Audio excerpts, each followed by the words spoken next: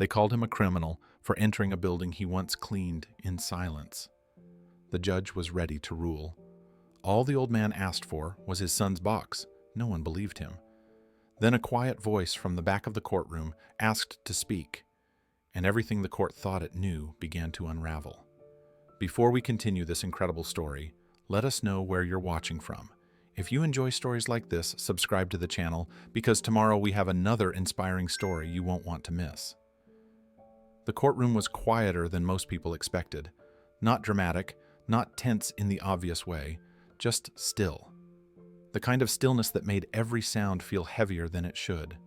A chair shifting, a paper sliding across polished wood, the soft clearing of a throat somewhere near the back. At the defendant's table stood an elderly man alone. He did not sit, he did not lean back. He stood as if sitting might somehow be mistaken for disrespect. His clothes were clean, but worn thin with time. A faded gray jacket hung slightly loose on his shoulders.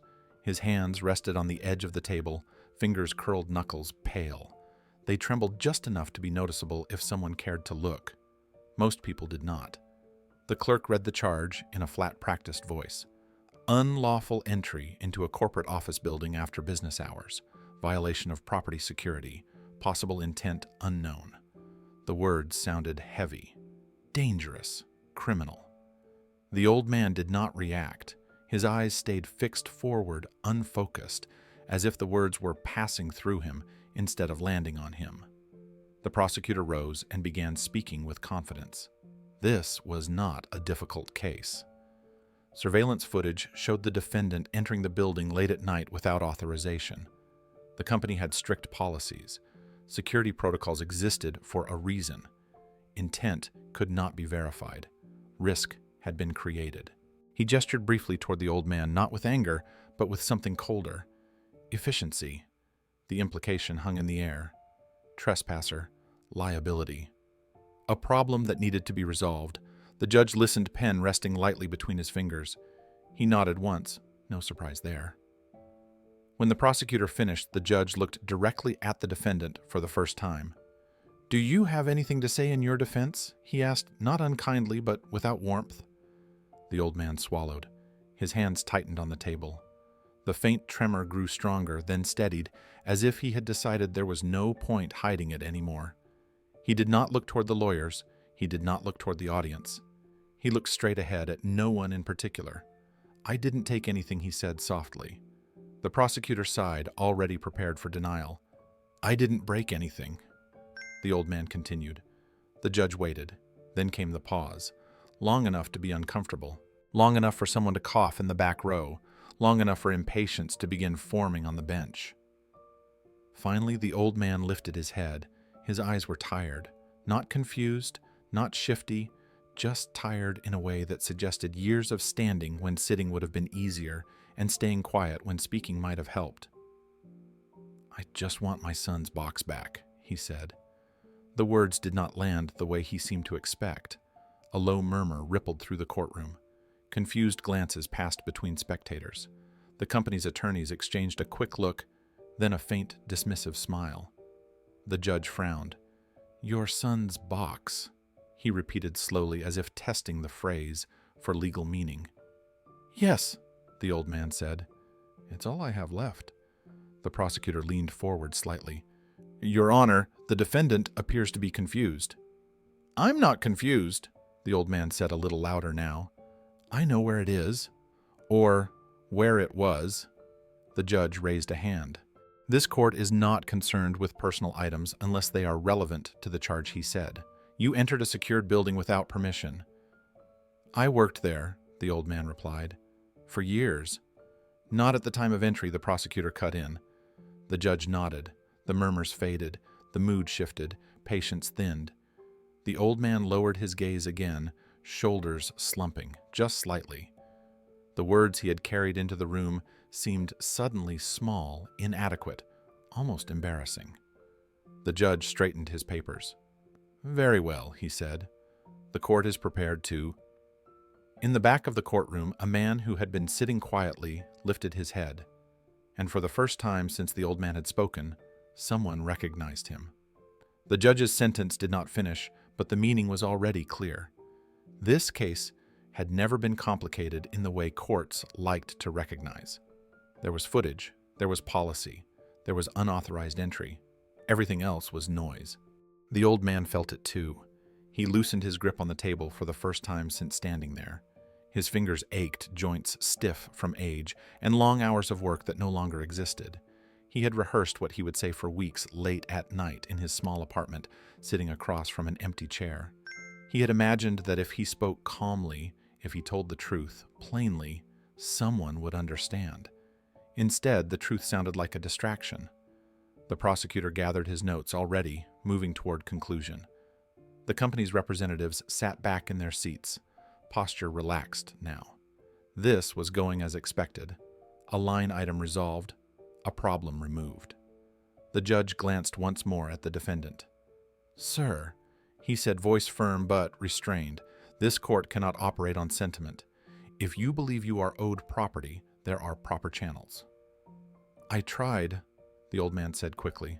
"I called, I wrote, I went there during the day." "And you were denied access," the judge replied. "Yes, which is why you returned at night." The old man hesitated, then nodded. "I didn't want trouble," he said. "I just didn't want it thrown away." The phrase hung there, thrown away. Something about it made the judge pause, but only for a second. The prosecutor stepped forward again. "Your Honor, we sympathize with loss, but the defendant's claims are unsupported. There is no record of any such box belonging to him. No evidence it exists at all." The old man lifted his head sharply. "It exists," he said. "It's metal, small, has my son's name written inside the lid." The prosecutor did not look at him. "There is no record," he repeated. The judge sighed, the sound heavy with finality. He tapped his pen against the desk once, then set it down. The courtroom grew still again. The old man felt his chest tighten. This was the moment, the one he had feared most, the point where his words would no longer matter. He looked around the room, not searching for help, but almost as if he wanted to memorize it. The polished floor, the flags, the faces that would forget him the moment he walked out. "I'm not asking for money," he said, suddenly voice cracking despite his effort. "I'm not asking for mercy." The judge raised his eyes. "I'm asking for what belongs to my son," the old man continued. "He earned it. He died for it." A ripple of discomfort moved through the room. The prosecutor shifted his stance. One of the company lawyers cleared his throat. "Your Honor," the prosecutor said sharper, "now this line of testimony is irrelevant." The judge nodded slowly. "I agree," he said. The old man closed his eyes. The judge straightened his back, hands folding neatly in front of him. "This court has reviewed the evidence he began. The defendant entered private property without authorization. Regardless of motive, the law," he paused, glancing down at his notes, "requires accountability." In the back row, a man who had remained silent until now felt a familiar weight settle in his chest. It was not sympathy alone, it was recognition. He leaned forward slightly, eyes fixed on the old man's profile. The posture, the voice, the way he spoke about the box, not as an object, but as something living. The judge took a breath, preparing to finish his ruling. Behind him, unseen by most of the room, Keanu Reeves realized he had heard this story before. The old man did not know he was being watched. He stared at the floor, bracing himself for a verdict that would take the last piece of his son away. The judge inhaled, ready to speak. Papers rustled. A gavel waited. In that suspended second, a quiet movement came from the back of the courtroom. A man rose slowly, careful not to draw attention, yet impossible to ignore. He did not look like a savior. He looked like someone who remembered, and the course of the trial began to shift. Nothing in that room would ever be the same again. His name was Samuel Carter. He was 72 years old, though most people guessed younger, because he never complained about the work. For more than 4 decades, Samuel had cleaned offices most people only saw during the day. He arrived before sunrise and left long after the lights went out. He learned how to move quietly, how to wipe glass without leaving streaks, how to empty trash without being noticed. He learned that if you did your job well enough, no one remembered you were there at all. That suited him. Samuel lived alone in a small apartment a few miles from downtown. His mornings were simple. Coffee brewed slowly, shoes lined up by the door, keys always placed in the same dish. He believed routine was a kind of respect for time, especially after everything that had been taken from him. His son, Daniel Carter, had been the opposite of routine. Daniel was restless, curious, always asking questions. When Daniel joined the military, Samuel did not try to stop him. He was proud, even though the pride came wrapped in fear. They spoke on the phone when they could. Short calls, long silences. Daniel never talked much about danger. He talked about people, about responsibility, about coming home and figuring things out later. Daniel never came home. The funeral was quiet, too quiet for a boy who had once filled every room with noise. Afterward, Samuel was given a small metal box by an officer who did not know what to say. Inside were letters Daniel had written, but never mailed, photographs folded at the corners, a pair of medals wrapped carefully in cloth, and one final handwritten note, dated 2 days before deployment. The box was dented on one side from a fall years earlier. Samuel remembered the sound it made hitting the floor. Daniel had laughed and said it gave the box character. From that day on, the box stayed with Samuel. He did not open it often. He did not need to. Just knowing it was close was enough. It reminded him that Daniel's life was not only an ending, it had weight, shape, proof. When Samuel was temporarily assigned to clean a large corporate office building downtown, he brought the box with him. Not because it belonged there, but because he did not trust leaving it alone. He placed it inside his locker, wrapped in an old towel behind his spare jacket. Every night before locking up, he checked to make sure it was still there. Then came the reshuffle. No warning, no meeting. One evening, his supervisor told him his assignment was over, effective immediately. Budget adjustments, new vendor, nothing personal. Samuel handed over his badge and keys. He asked if he could retrieve something from his locker. Later, they said. The next morning, Samuel returned during business hours. Security told him his locker had already been cleared, personal items disposed of according to policy. He asked where they were taken. No one knew. He asked again the next day, and the day after that. Emails went unanswered, calls were transferred and disconnected, forms were filed and lost. Each night, Samuel returned to his apartment and sat at the small kitchen table, staring at the empty space where the box should have been. It was not property, it was memory, and it was slipping further away every day. At first, Samuel told himself it was a mistake. Buildings were large, storage rooms were many. Someone had simply moved the box without understanding what it was. He believed that because believing anything else felt unbearable. He returned to the office building the following week, dressed the same way he always had. Clean jacket, pressed pants, shoes polished carefully by hand. He did not want to look like a man begging. He wanted to look like someone who belonged. The receptionist did not recognize him. When he explained why he was there, her smile tightened. She told him to contact facilities management. Facilities management told him to contact the cleaning contractor. The cleaning contractor told him the assignment was over and records were no longer accessible. Every conversation ended the same way.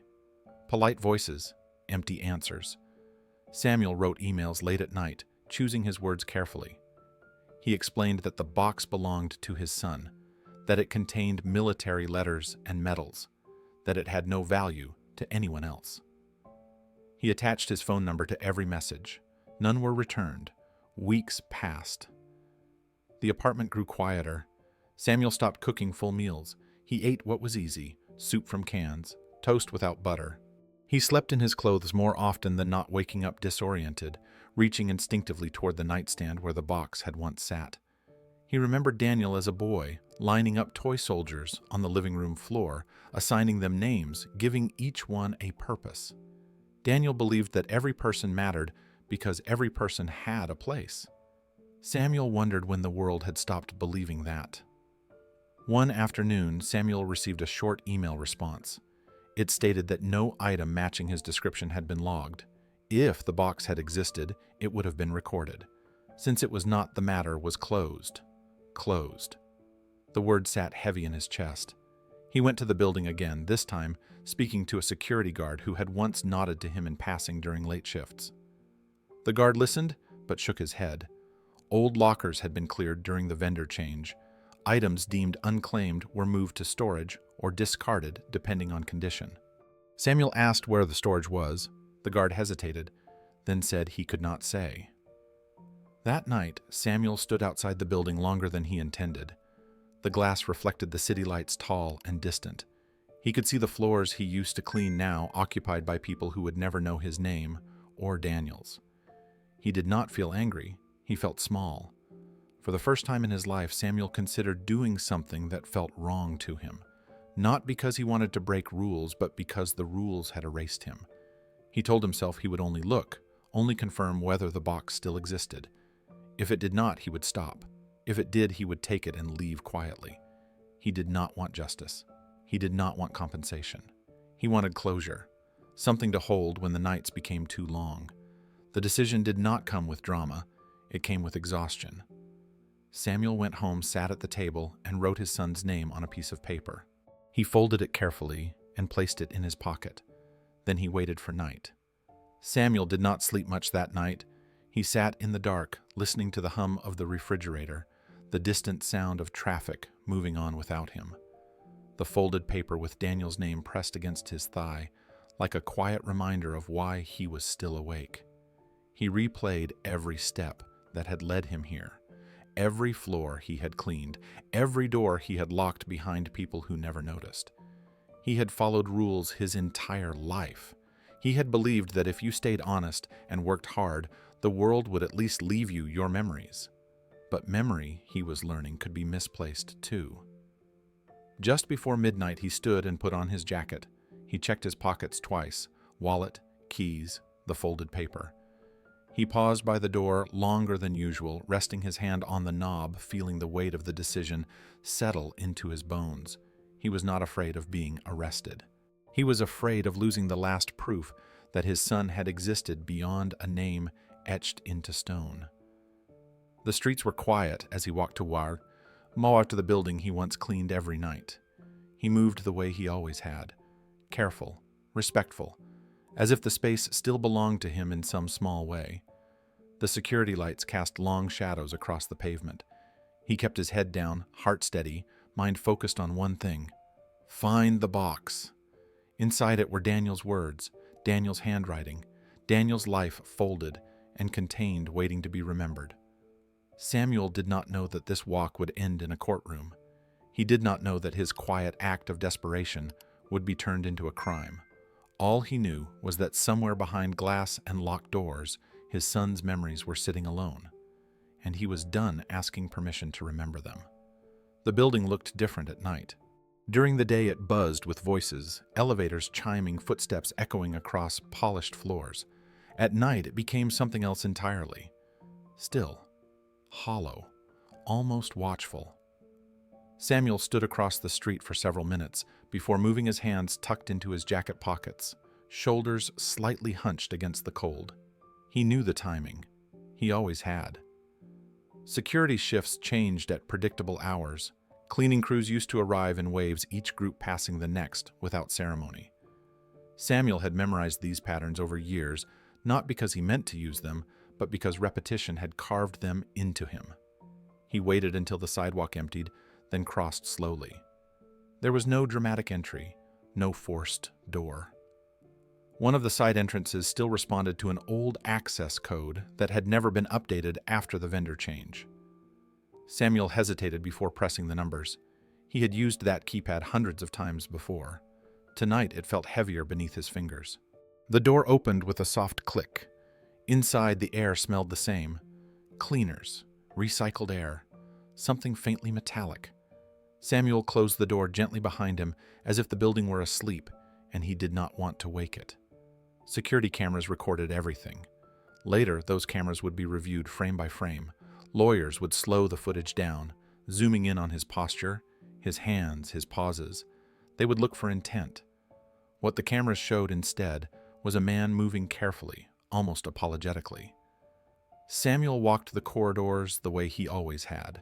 Lights stayed off. He did not touch walls. He did not open random doors. His steps were slow, measured, familiar. He passed offices he had cleaned 100 times, desks arranged differently. Now, names changed, people replaced. He did not look at any of it. His destination was the same place he had been told no longer existed. A storage room in the lower level near the freight elevator, where old supplies were kept during transitions. He remembered stacking boxes there himself, once labeling shelves, making space, where space had not existed before. When he reached the door, he paused. His heart beat harder now, not from fear, but from the weight of possibility. If the box was not there, this would all end tonight. If it was there, he would take it and leave before anyone noticed. He opened the door slowly. The room was dim, lit by a single overhead bulb. Shelves lined the walls, stacked with unlabeled containers, discarded equipment, forgotten items that no longer belonged to anyone important enough to claim them. Samuel scanned the shelves without touching anything. He moved down one aisle, then another, eyes trained for a shape he knew by heart. Small, rectangular, metal. Then he saw it. The box sat on a lower shelf, pushed slightly toward the back, wrapped in a faded towel that looked painfully familiar. Samuel froze. For a moment he could not breathe. He did not rush forward. He stepped closer inch by inch, afraid that if he moved too quickly, the box might disappear again. He reached out, fingers trembling. Before he could touch it, a voice cut through the stillness.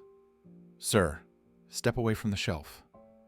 Samuel turned slowly. 2 security guards stood in the doorway, hands resting near their radios. Their faces showed surprise more than anger. Samuel did not bolt. He did not hide the box. He raised his hand, slightly palms open. "I'm looking for something," he said, quietly. One guard frowned. "You're not authorized to be here." "I know," Samuel replied. "I just need to know if that box belongs to me." The guards exchanged a look.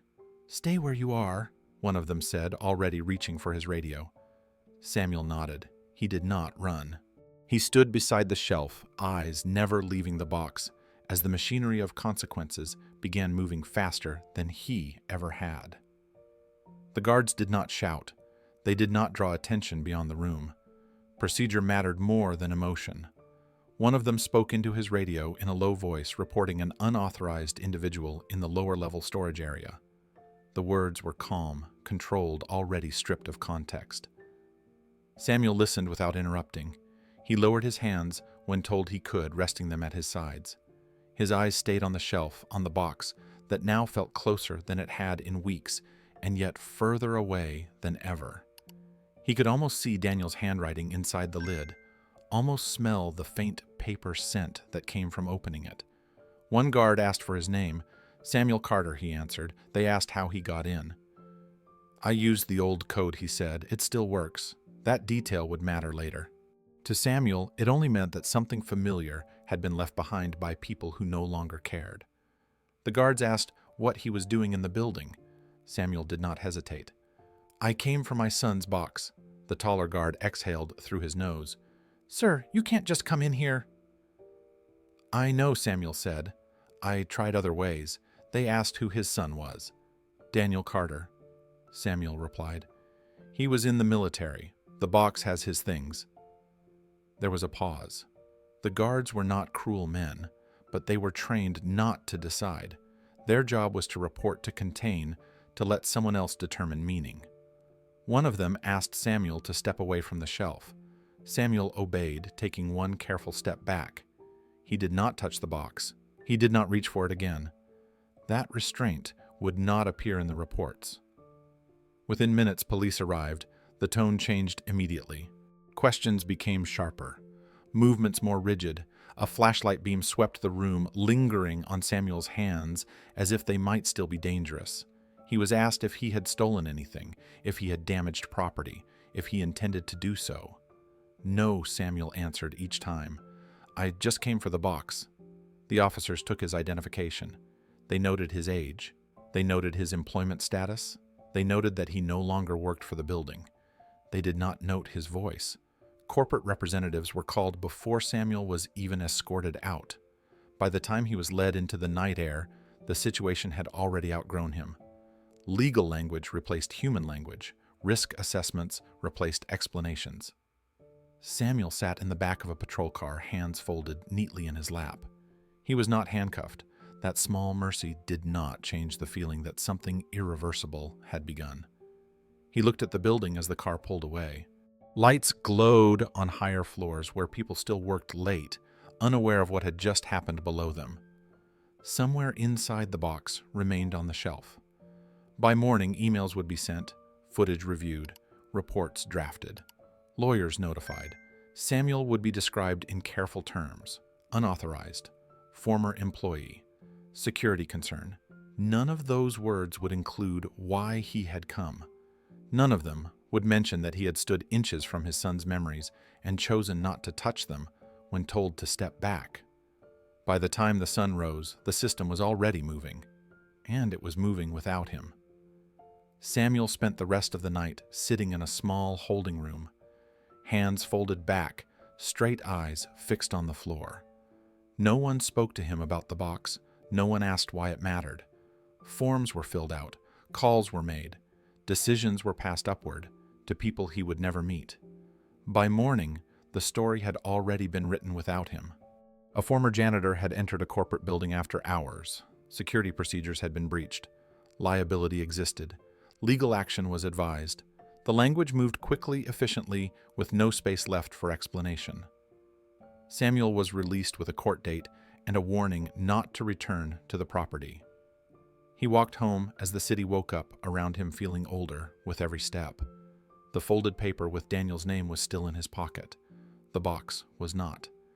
Within days, a lawsuit followed, not because Samuel had taken something, but because he had dared to cross a line he was no longer meant to cross. Corporate legal teams moved faster than grief ever could. They prepared arguments. They reviewed footage. They reduced the night to timestamps and policy violations. Samuel prepared nothing. He waited.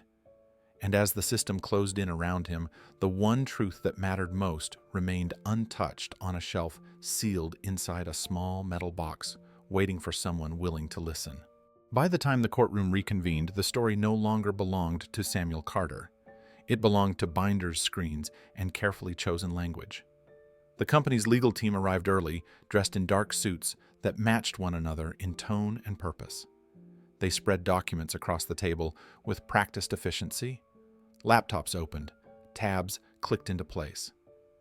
Everything about their presence suggested readiness, authority, and control. When the proceedings resumed, the lead corporate attorney stood and addressed the court without hesitation. "This is a straightforward matter," she began. The defendant knowingly entered a secured corporate facility after hours without authorization. This is not disputed. She gestured toward the screen behind her. Surveillance footage appeared, black and white images, timestamps. Samuel's figure moved slowly through corridors frozen and replayed at different angles. "To protect our employees, our data, and our clients," the attorney continued, "the company enforces strict security protocols. Any breach represents risk. Risk." The word echoed softly in the room. Emails were entered into the record, internal correspondence between departments, facilities, security, legal. Each message carried the same undertone: compliance, policy, exposure. One email was read aloud. Subject: unauthorized individual detected. Former janitorial staff member, non-compliant with access termination. Another followed. Recommendation: escalate to legal. Pattern of boundary disregard. Samuel listened, his head bowed slightly, hands clasped in front of him. The words washed over him like a language he had never learned to speak.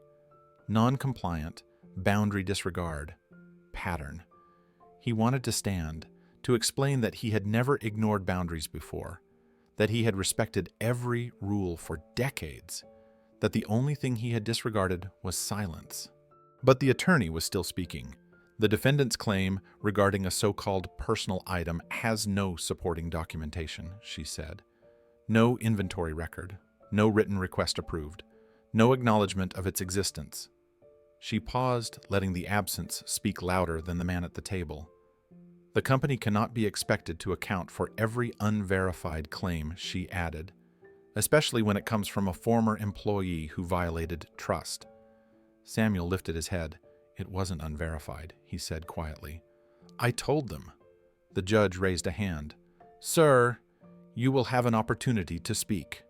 The attorney continued without missing a beat. "Trust," she repeated, "is central to security. Once that trust is broken, the company must act decisively." Another memo appeared on the screen. Samuel's name typed in a clean, impersonal font. Employee demonstrated inability to follow post-termination protocol. The words felt heavier than handcuffs. Samuel leaned forward slightly. "I followed everything he said. I asked. I waited." The judge looked at him briefly, then back to the attorney. "Please continue," the judge said. Samuel's shoulders lowered. As the company's version of the night unfolded, the courtroom atmosphere shifted. Not loudly, not dramatically, just enough to feel unbalanced, like a scale tipped by invisible weight. The old man's story was not denied outright. It was buried. Each time Samuel tried to speak, the attorney countered with another document, another timestamp, another policy clause. His sentence sounded the same every time. "I just want my son's box back." And each time it sounded the same, it sounded less credible. Not because it was untrue, but because no one had given it a microphone. The judge leaned back slightly as the presentation continued. His expression remained neutral, professional, but the rhythm of the room had changed. The law was now speaking in its own voice, and that voice was confident. The corporate attorney moved to the next slide. "This is not about emotion," she said evenly. "It is about precedent." She explained that allowing unauthorized entry, regardless of motive, created exposure. Insurance clauses were mentioned, liability scenarios outlined, hypotheticals stacked one after another, each more alarming than the last. What if sensitive data had been accessed? What if an accident had occurred? What if someone had been hurt? Samuel's image appeared again on the screen, paused mid-step. "This individual," the attorney said, pointing, was no longer employed. He no longer had permission. His familiarity with the building increased the risk. Samuel felt the words press against him like a weight. Familiarity had once been his value. Now it was a threat. He tried again. "I didn't go near offices," he said. "I went to storage, the same room every time." The attorney turned slightly, acknowledging the interruption without engaging it. "Your Honor," she said, "the defendant's own statements demonstrate awareness of internal layouts. That knowledge alone constitutes a security concern." Samuel's mouth opened, then closed. Every clarification seemed to make things worse. Another email was read into the record. This one from a risk assessment manager. "Employee history indicates difficulty adapting to procedural changes." Samuel blinked. Difficulty adapting. He had adapted his entire life. New supervisors, new buildings, new schedules. He had adapted to silence after his son's death, to empty rooms, to nights without phone calls. But the courtroom did not know that.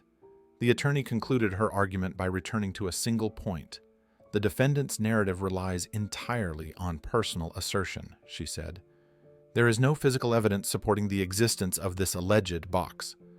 Samuel's hands tightened again. "It exists," he said. "It has my son's handwriting inside." The judge looked at him, then at the attorney. "Sir," the judge said calmly, "you've made that statement." Samuel nodded. "Because it's true."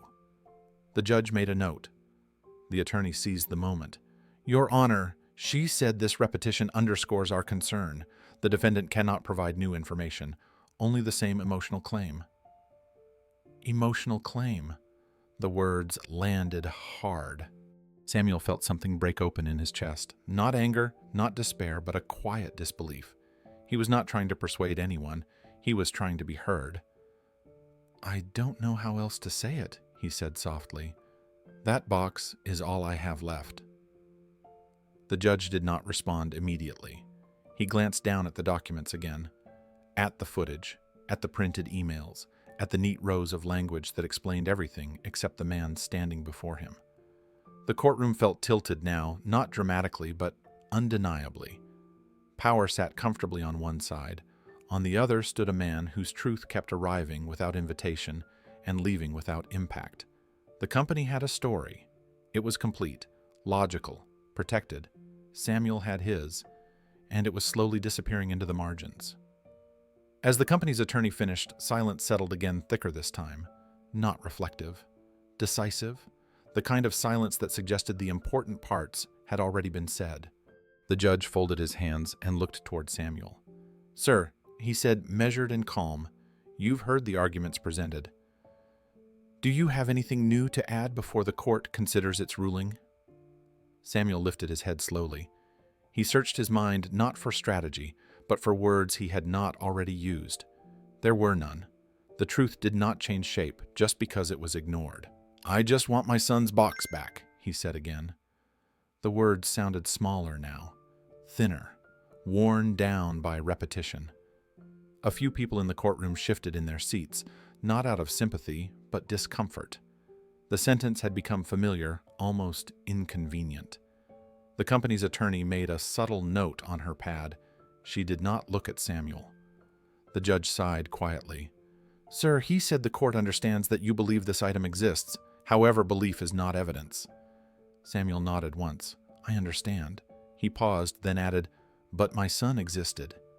The judge did not respond to that.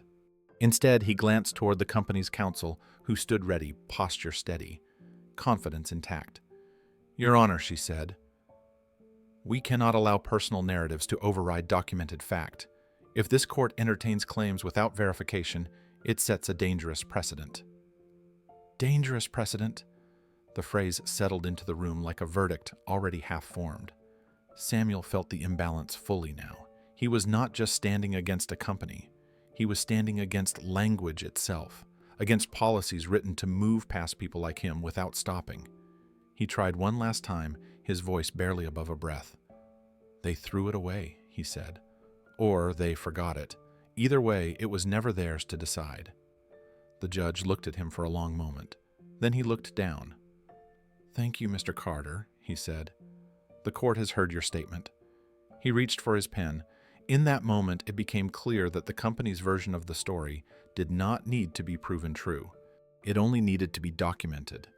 Samuel's truth, spoken plainly and without protection, remained exactly where it had always been, present, unrecorded, and moments away from being ruled irrelevant. Keanu Reeves had taken a seat near the back of the courtroom, far enough from the front that no one would feel the need to look twice. He wore a simple dark jacket, no assistants beside him, no attention drawn to his presence. He was not there for this case, not really. A film production was using a nearby building, and a routine procedural matter had required his brief appearance later that afternoon. Until then, he waited quietly, hands folded posture, relaxed eyes lowered in the way of someone accustomed to letting moments pass without demanding space. He had not expected to listen, but the courtroom was small. Voices carried. As the judge spoke and the attorneys presented their arguments, Keanu found himself paying attention despite himself. Not to the legal language, not to the polished certainty of the company's representatives, but to the man standing alone at the defendant's table. There was something about the janitor's voice. Not loud, not dramatic, just steady, worn, and careful, as if every word had been weighed before being released.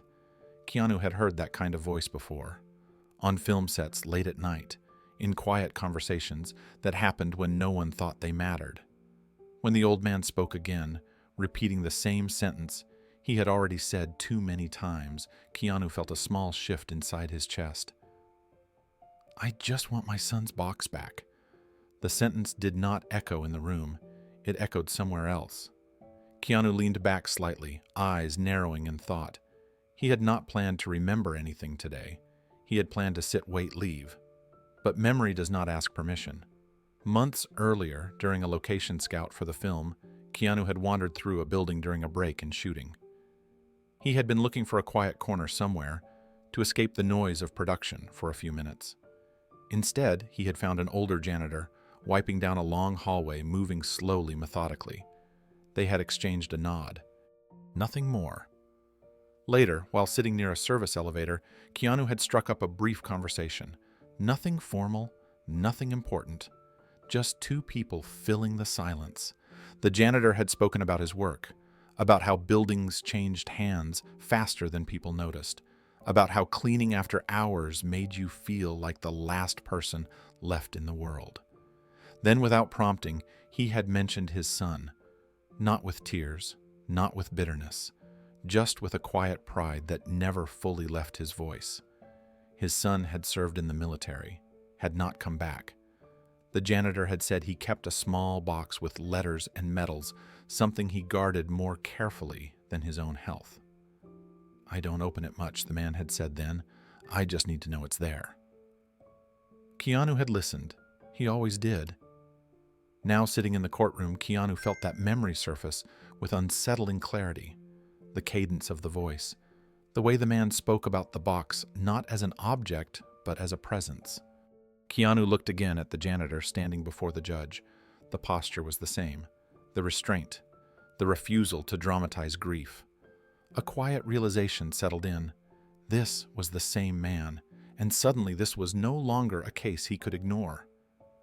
Keanu shifted slightly in his seat, careful not to draw attention. He had learned long ago how easily a movement could become a distraction. He did not want to become part of the room. He only wanted to understand what he was seeing. The janitor spoke again, repeating himself in the same careful way as if repetition might eventually carve a space where his words could rest. Each time he spoke, the room seemed to shrink around him. Each time the lawyers grew more confident. Keanu felt a tightening in his chest, not anger, but something closer to recognition mixed with unease. He replayed the earlier conversation in his mind not as a memory, but as a sequence of details. The janitor had leaned on his mop handle when he spoke. He had smiled briefly when mentioning his son's name, then looked away as if that smile cost too much. He had described the box precisely. Metal, small, dented on one side, wrapped in an old towel so it would not rattle when moved. Those details returned now, uninvited and sharp. Keanu looked down at his hands, then back at the man in front of the judge. He noticed how the janitor never interrupted anyone, how he waited to be spoken to even when the conversation was about him, how he nodded when corrected not because he agreed, but because he had learned that arguing rarely helped. This was not a man rehearsing a story. This was a man repeating the same truth because it was the only one he had. The judge spoke again, his voice measured procedural. Keanu barely registered the words. His attention was fixed on the way the janitor's shoulders dipped each time he was cut off, then straightened again when he tried once more. It was the posture of someone who had carried weight for a long time and learned how to keep moving anyway. Keanu remembered what the janitor had said months ago almost casually, as if it were an afterthought. "They'll throw it out one day," he had said then. "People don't like things that remind them someone else mattered." At the time, Keanu had nodded, not knowing what to say. He had assumed the box was safe, that the man's fear was more about time than reality. Now, watching him stand in a courtroom being described as a risk, Keanu realized how wrong that assumption had been. This was not about a box. It was about what happened when systems moved faster than memory, when documentation outweighed lived experience, when someone who had spent a lifetime staying invisible suddenly needed to be seen. Keanu glanced around the courtroom. No one was looking at him. The focus remained fixed on policies and procedures. That gave him space to think. He understood his position.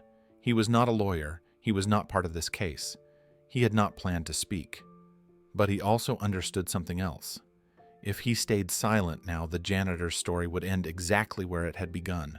Spoken, heard, disregarded. Keanu felt the decision forming slowly, not as an impulse, but as a responsibility. He leaned forward, our eyes on the judge, waiting. Not yet, but soon. Keanu watched as the judge gathered his thoughts, preparing to move the proceedings forward. He could feel the momentum of the room pulling in one direction, steady and unquestioned. The company's narrative had settled comfortably into place. The law was ready to follow it. The janitor stood motionless, eyes lowered again, as if he had already accepted the shape of the ending. There was no anger in him, only a tired patience, the kind that came from knowing how often the world decided things without you. Keanu felt a quiet urgency rise inside him.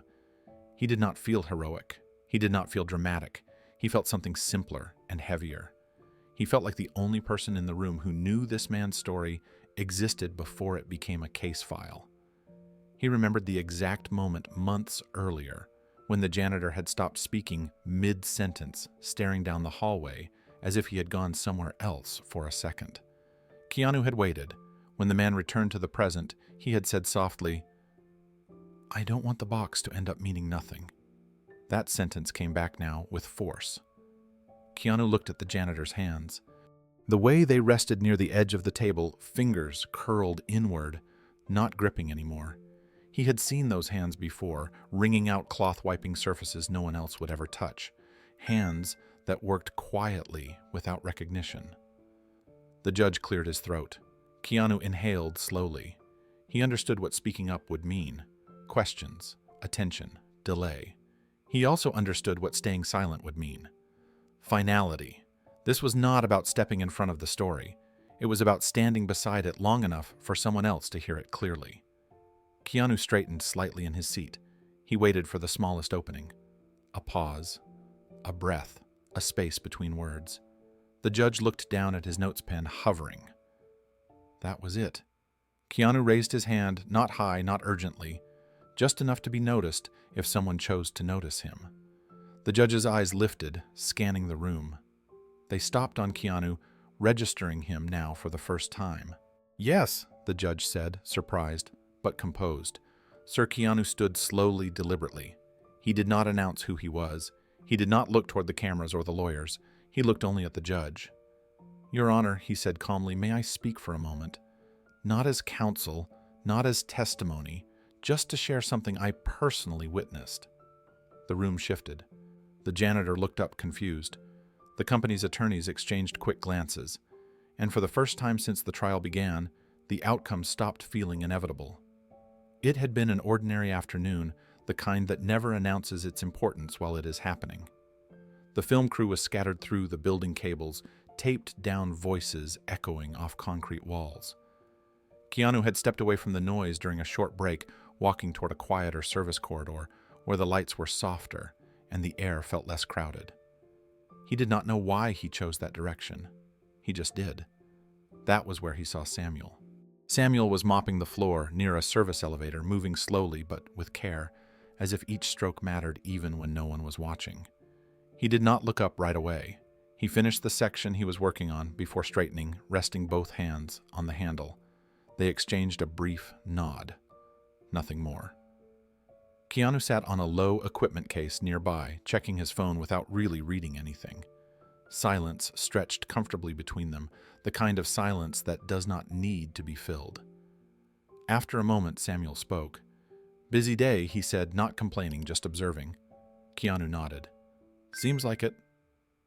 Samuel smiled faintly and returned his attention to the floor, then stopped again as if reconsidering something. He leaned the mop against the wall and sat carefully on a nearby step. "I used to like days like this," Samuel said. "Noise means people are still here." Keanu listened.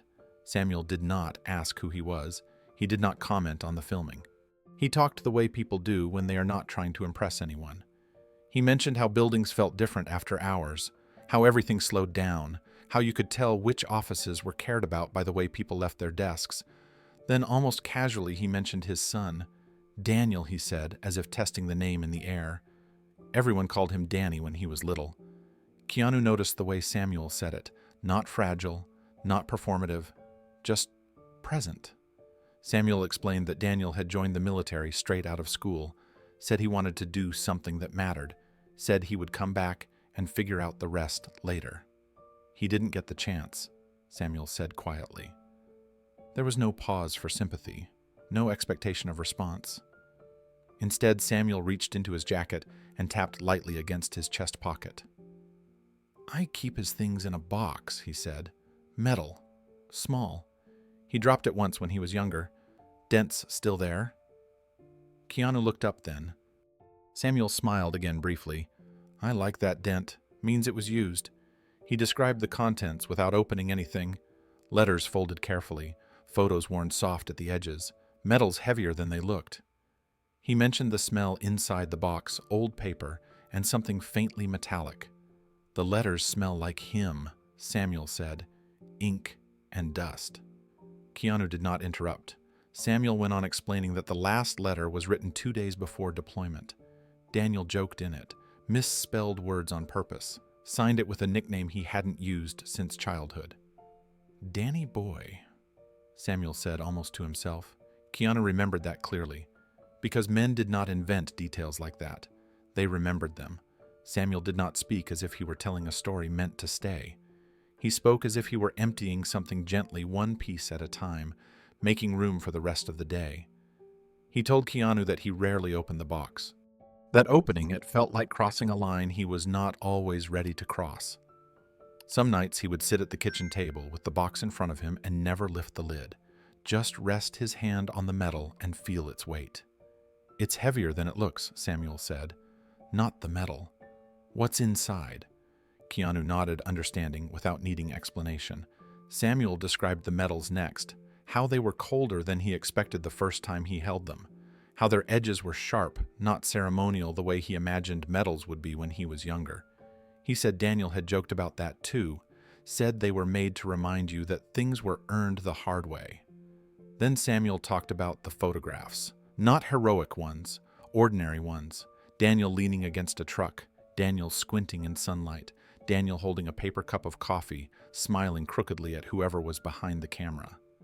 He hated posed photos, Samuel said they made him feel like someone else. Keanu noticed how Samuel smiled when he said that, then quickly let the smile fade, as if holding it too long might feel like betrayal. They sat in silence for a moment, broken only by the distant sounds of the crew moving equipment. Samuel looked down at his hands, flexing his fingers slightly. "I keep the box close," he said. "People think it's strange." Keanu shook his head. "I don't." Samuel glanced at him surprised, then nodded once in quiet appreciation. He explained that the box reminded him his son had existed beyond a uniform and a folded flag, that Daniel had been a boy who laughed too loud and left dishes in the sink. That memory, Samuel said, mattered more than anything official. "They'll remember him as a rank," Samuel said. "I remember him as Danny." That was when he mentioned the locker, how he carried the box with him when he worked nights because leaving it alone felt wrong, how he wrapped it in an old towel so it would not make noise when moved. "I don't want it to sound empty," he said. Keanu felt the weight of that sentence settle slowly. Samuel did not ask for help. He did not hint at need. He simply shared what existed. When the break ended and voices grew louder again, Samuel stood, picked up his mop, and nodded toward Keanu. "Thanks for listening," he said. Keanu replied simply, "Any time." At the time, he did not realize how carefully he was storing those details. The nickname, the dent, the towel, the letter written 2 days before deployment. Months later, sitting in a courtroom, those details would return with clarity that could not be argued away, because they were not imagined, they were remembered. Before they parted that afternoon, Samuel added one more thing almost as an afterthought. He said it quietly, eyes fixed on the scuffed floor near the elevator. "I worry about the box more than I worry about myself," he said. "People understand old men getting tired. They don't understand memories getting lost." Keanu had looked at him, then really looked at him, noticing the lines in his face that came from years of squinting under fluorescent lights and reading labels no one else bothered to read. Samuel was not fragile. He was careful. There was a difference. Samuel explained that the box had followed him through every move, every change in schedule, every reassignment. When supervisors rotated and companies merged, the box stayed. It was the one constant left after his son was gone. "If something happens to me," Samuel said, "at least the box means someone will know he lived." Keanu did not answer right away. He understood that Samuel was not talking about death in the abstract. He was talking about erasure, about how easily people became footnotes when no one carried their story forward. When the assistant director called out that the break was over, Samuel stood and reached for his mop again. He paused, then added one last detail spoken so softly it almost blended into the background noise. The last letter he said. Daniel wrote it on lined paper. Blue ink. He crossed out a sentence and rewrote it because he didn't like how it sounded. He said he was sorry for making me worry. Samuel smiled faintly. He always worried about the wrong things. Keanu watched him walk back down the hallway, his figure growing smaller as work resumed around them. The moment passed without ceremony. No promises were made, no exchanges recorded, just two people sharing space for a few quiet minutes. At the time, Keanu had not known why the conversation stayed with him. Now, sitting in the courtroom months later, he understood. The details were too precise to be invented. The nickname Danny, the dent in the metal box, the towel wrapped around it to keep it from sounding empty. The letter written 2 days before deployment crossed out, once signed with a childhood name. These were not the details of a claim. They were the details of a life. And as Keanu stood asking the judge for permission to speak, he realized that those quiet minutes in a hallway had carried more truth than every document spread across the courtroom tables combined. Because some truths did not come from files. They came from being willing to listen when no one else thought it mattered. Samuel Carter was sworn in and guided to the witness stand. He moved carefully, one hand brushing the edge of the rail as he turned, not because he was unsteady, but because he had learned to be deliberate. The chair creaked softly when he sat. He placed his hands in his lap, fingers interlaced, and waited. The prosecutor stood and approached posture. Confident tone measured. "Mr. Carter," she began, "you understand why you are here today." "Yes," Samuel replied. His voice was even, not defensive, not pleading. "You entered a private corporate building after hours without authorization. Is that correct?" "Yes." "You were no longer employed there at the time." "That's right." The prosecutor nodded as if checking off boxes on a list. She paced once, then stopped. "And yet you chose to enter anyway." Samuel took a breath. "I did. Why?" Samuel did not look toward the jury. He did not look toward the judge. He looked straight ahead. "I went to get my son's box." The prosecutor paused, then tilted her head slightly. "This box you keep mentioning?" she said. "Can you describe it?" "Yes," Samuel said. "It's metal, small. There's a dent on one side. And where exactly was this box located?" "In a storage room near the freight elevator, lower level." The prosecutor raised an eyebrow. "You're certain of this?" "I am." "How?" "I put it there," Samuel said. "In my locker." Then it was moved. The prosecutor turned slightly toward the judge. "Your Honor, the defendant continues to assert the existence of an item for which there is no documentation." Samuel spoke again quietly but firmly. "It exists." The prosecutor faced him again. "Mr. Carter," she said, "isn't it possible that this box never existed at all? That you are confusing memories with reality?" Samuel shook his head slowly. "No, no," the prosecutor repeated. "Just no."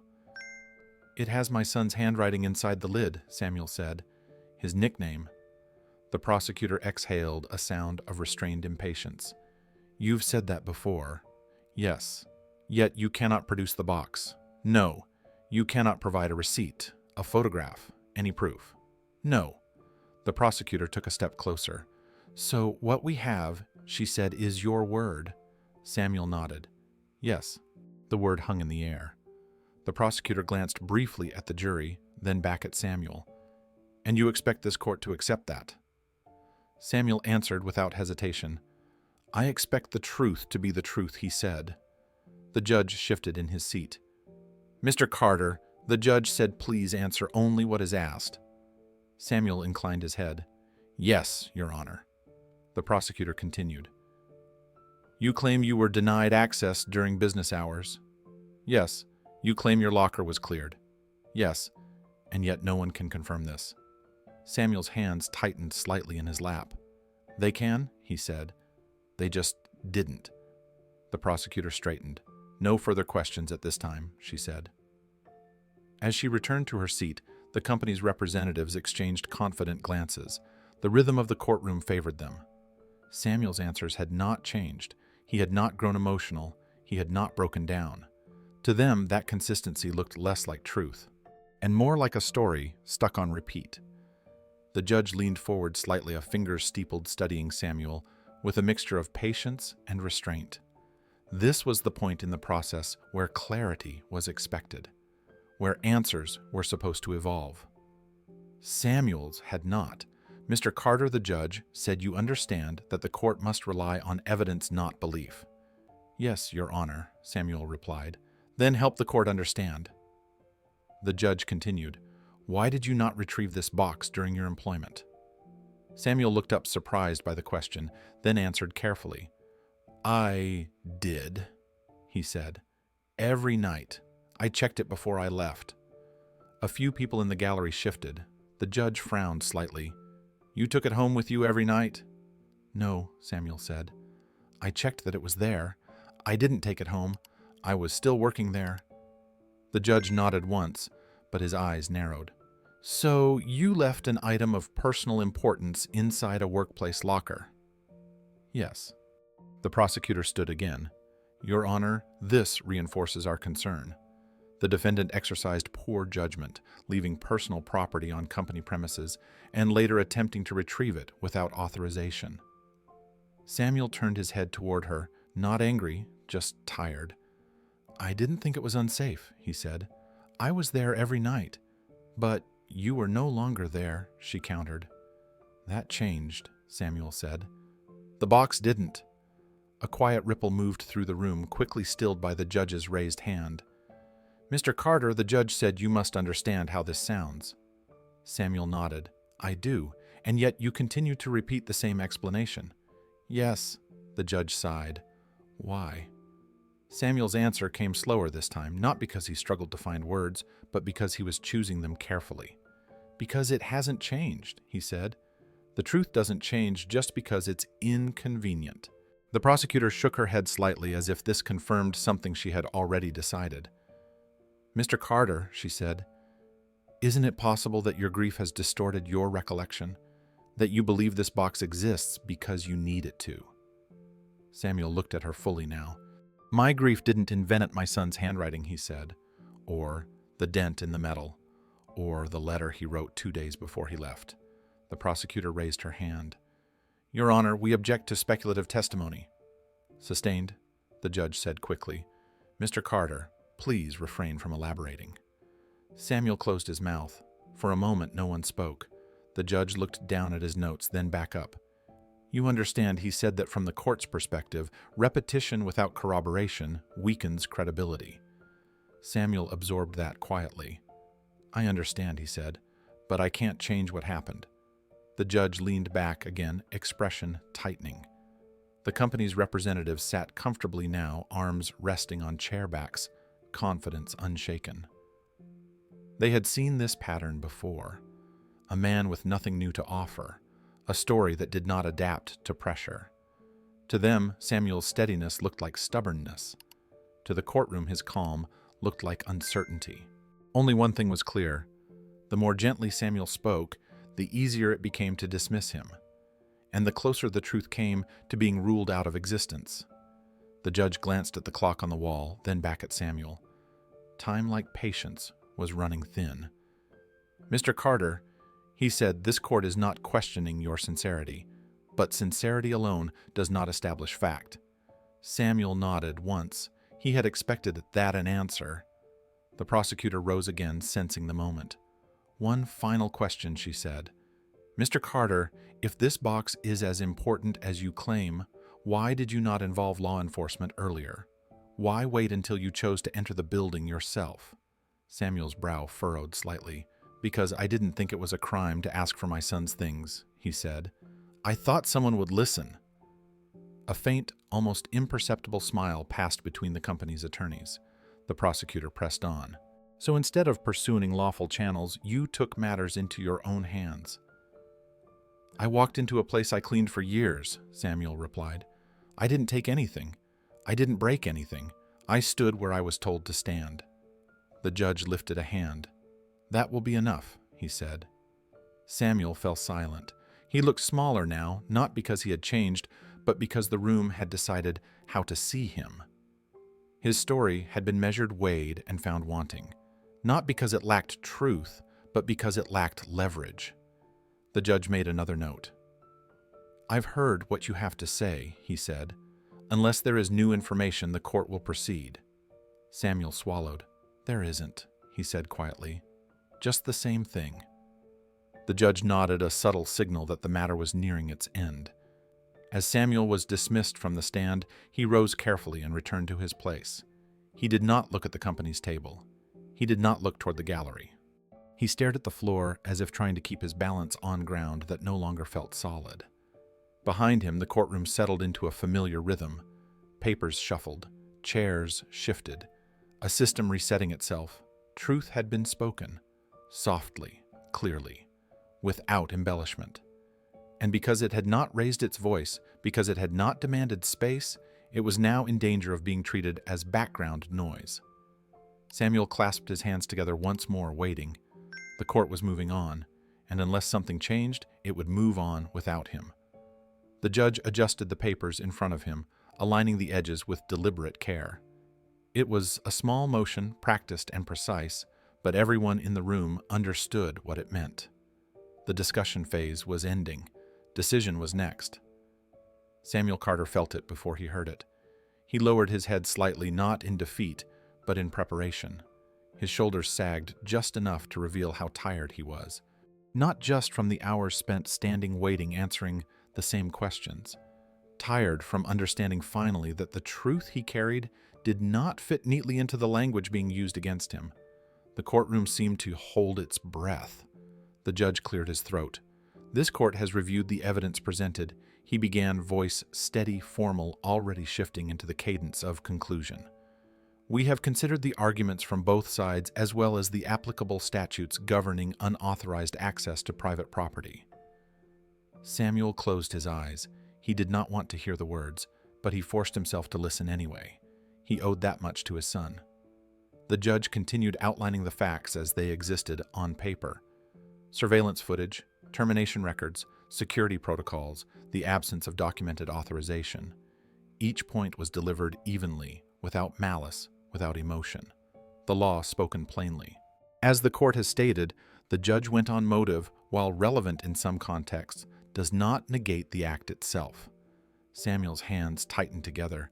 He felt the familiar pressure building in his chest, the quiet ache that came whenever he realized he was about to lose something he had already lost once before. He stared at the wood grain on the table in front of him, tracing invisible lines with his eyes, grounding himself. The judge's voice faded slightly in his ears, not because it grew softer, but because Samuel's thoughts drifted.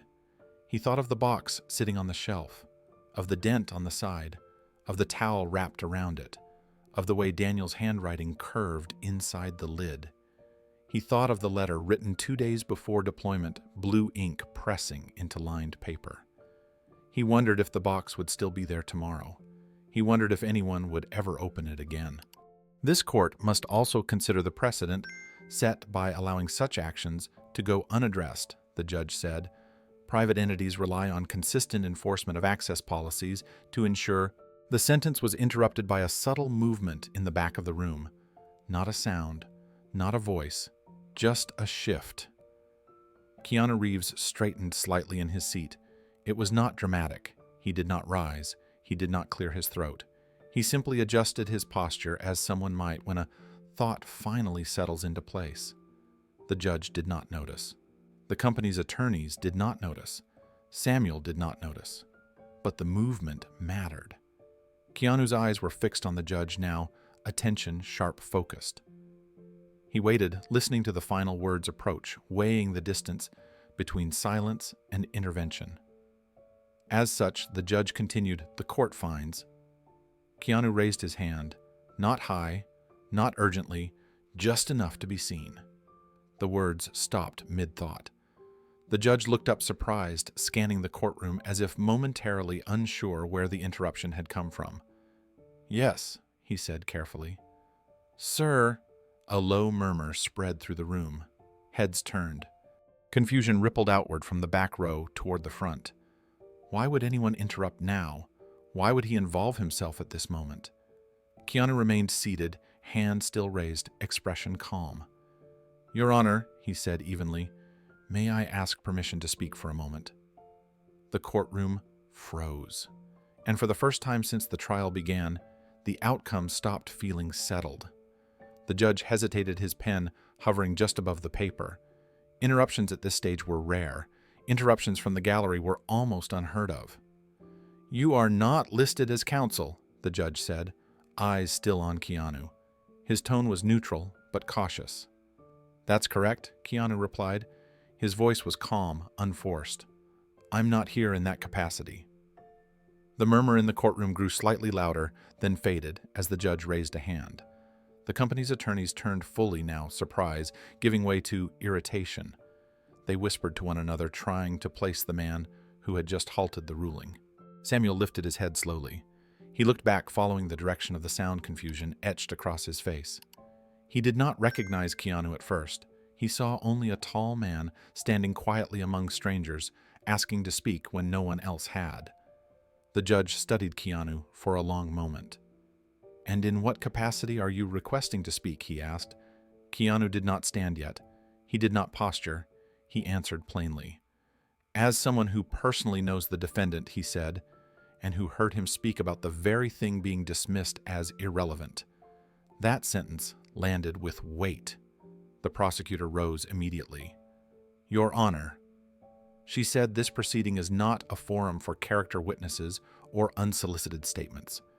We are moments away from a ruling." The judge nodded slowly. "I'm aware," he said. He looked back at Keanu. "You understand the judge said that anything you say must be relevant and appropriate to the matter at hand." "Yes," Keanu replied. "I do." The judge glanced at his notes again, then at Samuel, then back at Keanu. The courtroom waited, suspended between momentum and interruption. "Stand," the judge said finally. Briefly, Keanu rose. There was no shift in tone when he stood, no dramatic intake of breath. He simply stood the way people do when they are about to speak carefully. "I'm not here to argue law," Keanu said, "and I'm not here to appeal to emotion." The prosecutor opened her mouth again, then closed it, unsure where this was going. "I'm here," Keanu continued, "because months ago, during a location visit for a film, I had a conversation with Mr. Carter. He didn't know who I was. There were no cameras, no reason to perform." Samuel's eyes widened slightly. Keanu did not look at him. He kept his gaze on the judge. "He told me about his son," Keanu said. "About a small metal box he carried with him. About why it mattered." The judge leaned forward, now interest unmistakable. The courtroom was silent again, but it was a different silence than before. This one was alert. The company's attorneys stiffened. Keanu paused, choosing his words with care. "I believe he said that what Mr. Carter has been saying all morning is not a story formed under pressure. It is the same story he told me when nothing was at stake." The judge raised a hand slightly. "Go on," he said. And in that moment, the balance in the room shifted. Not because a verdict had changed, but because listening had finally begun. Samuel felt his pulse quicken as he listened. He remained seated, hands clasped tightly now, unsure whether hope was something he was allowed to feel again. He had not expected anyone to speak for him. He had not asked anyone to. The judge rested both hands on the bench.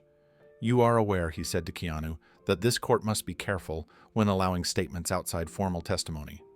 "I understand," Keanu replied. "That's why I'm not asking to testify, only to be heard." The distinction mattered. The judge glanced once more at the company's counsel, who stood rigid, lips pressed together. Then he looked back at Keanu. "You may continue," the judge said. A subtle ripple moved through the room. Not approval, not resistance. Something closer to uncertainty. Samuel looked down again, breathing slowly. He did not want to look at Keanu and risk misunderstanding what was happening. He had learned how quickly hope could turn into disappointment. The judge's earlier certainty had softened, not erased, just interrupted. Around them, the courtroom felt different now, less tilted, less settled, as if the final sentence had been lifted from the page and set aside unfinished. Keanu remained standing, composed, waiting for the judge's signal. He had not raised his voice. He had not named himself. He had not asked for sympathy. He had done the one thing the room had not yet allowed. He had insisted on listening. The judge leaned back slightly, considering. "Very well," he said at last. "You may explain what you heard, but keep it factual." Keanu nodded once. Samuel's shoulders trembled almost imperceptibly, then steadied. He did not know what Keanu would say, but for the first time since the trial began, the truth felt like it might be allowed to exist in the open. The gavel remained untouched. The verdict remained unwritten. And the courtroom waited, suspended between what was supposed to happen and what might happen instead. Keanu remained standing, hands relaxed at his sides, posture neutral. He did not look around the courtroom.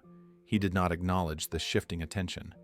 His focus stayed on the judge, steady and respectful. "Your Honor," he said again carefully, "I want to be very clear about why I'm speaking." The judge watched him closely. "I'm not here to defend Mr. Carter legally," Keanu continued. "I'm not offering an opinion on guilt or innocence. And I'm not asking the court to consider emotion." The company's attorneys leaned forward slightly, listening now in a different way. "I'm only recounting something I personally witnessed months ago," Keanu said. "Nothing more." The judge paused. He glanced down at his notes, then back up. "You understand," he said, "that relevance is critical at this stage." "Yes," Keanu replied. "That's why I waited until now." The judge considered him for a long moment. The courtroom was silent enough that the hum of the overhead lights felt loud. "Proceed," the judge said finally. "But keep it factual." Keanu nodded once. "Several months ago, he began, I was visiting a building downtown during a location scout for a film. During a break, I spoke briefly with a janitor who was cleaning a service corridor. He did not look at Samuel yet. At the time," Keanu continued, "I didn't know his name. He didn't know mine. There were no cameras. No reason for either of us to remember the conversation beyond what was said." Samuel's head lifted slowly. "That janitor," Keanu said, "told me about his son. He used the name Daniel, and he said his family called him Danny when he was young." A visible reaction moved through Samuel. His hands tightened against the edge of the table. The prosecutor straightened sharply. Keanu continued without pause. "He told me his son served in the military and did not come home. He said he kept his son's letters, photos, and medals in a small metal box." The judge leaned forward. "He described the box as dented on one side," Keanu said. "He said his son dropped it years earlier and that the dent was still there." A murmur rippled through the gallery. Keanu spoke steadily, each word placed with care. "He told me the box was wrapped in an old towel so it wouldn't make noise when he moved it." Keanu continued. "He said he didn't like the sound of it being empty." The company's attorneys exchanged quick glances. One of them whispered something urgently to another. Keanu finally turned his head slightly, just enough to look at Samuel. "He told me the last letter inside the box was written 2 days before deployment," Keanu said. "Blue ink, lined paper. He said his son crossed out a sentence and rewrote it because he didn't like how it sounded." Samuel's eyes were wide now. He stared at Keanu, stunned, as if hearing his own memories spoken back to him by a stranger. The judge raised a hand slightly. These details, the judge said carefully, were not presented earlier. "No, Your Honor," Keanu replied. "They weren't." The prosecutor stood abruptly. "Your Honor," she said, "this is anecdotal and unverifiable." Keanu did not react. "I agree, it's anecdotal," he said calmly. "That's exactly why it matters." The judge looked at him sharply. "Explain." Keanu met his gaze. "These are not details someone invents under pressure," he said. "They are details someone carries quietly when nothing is at stake." The courtroom was no longer still. It was listening. Keanu let the silence settle before continuing. He did not rush to fill it. He understood that the weight of what he had said needed space. "When Mr. Carter told me these things, he said he wasn't asking for help. He wasn't trying to convince anyone of anything. He was simply explaining why that box mattered to him."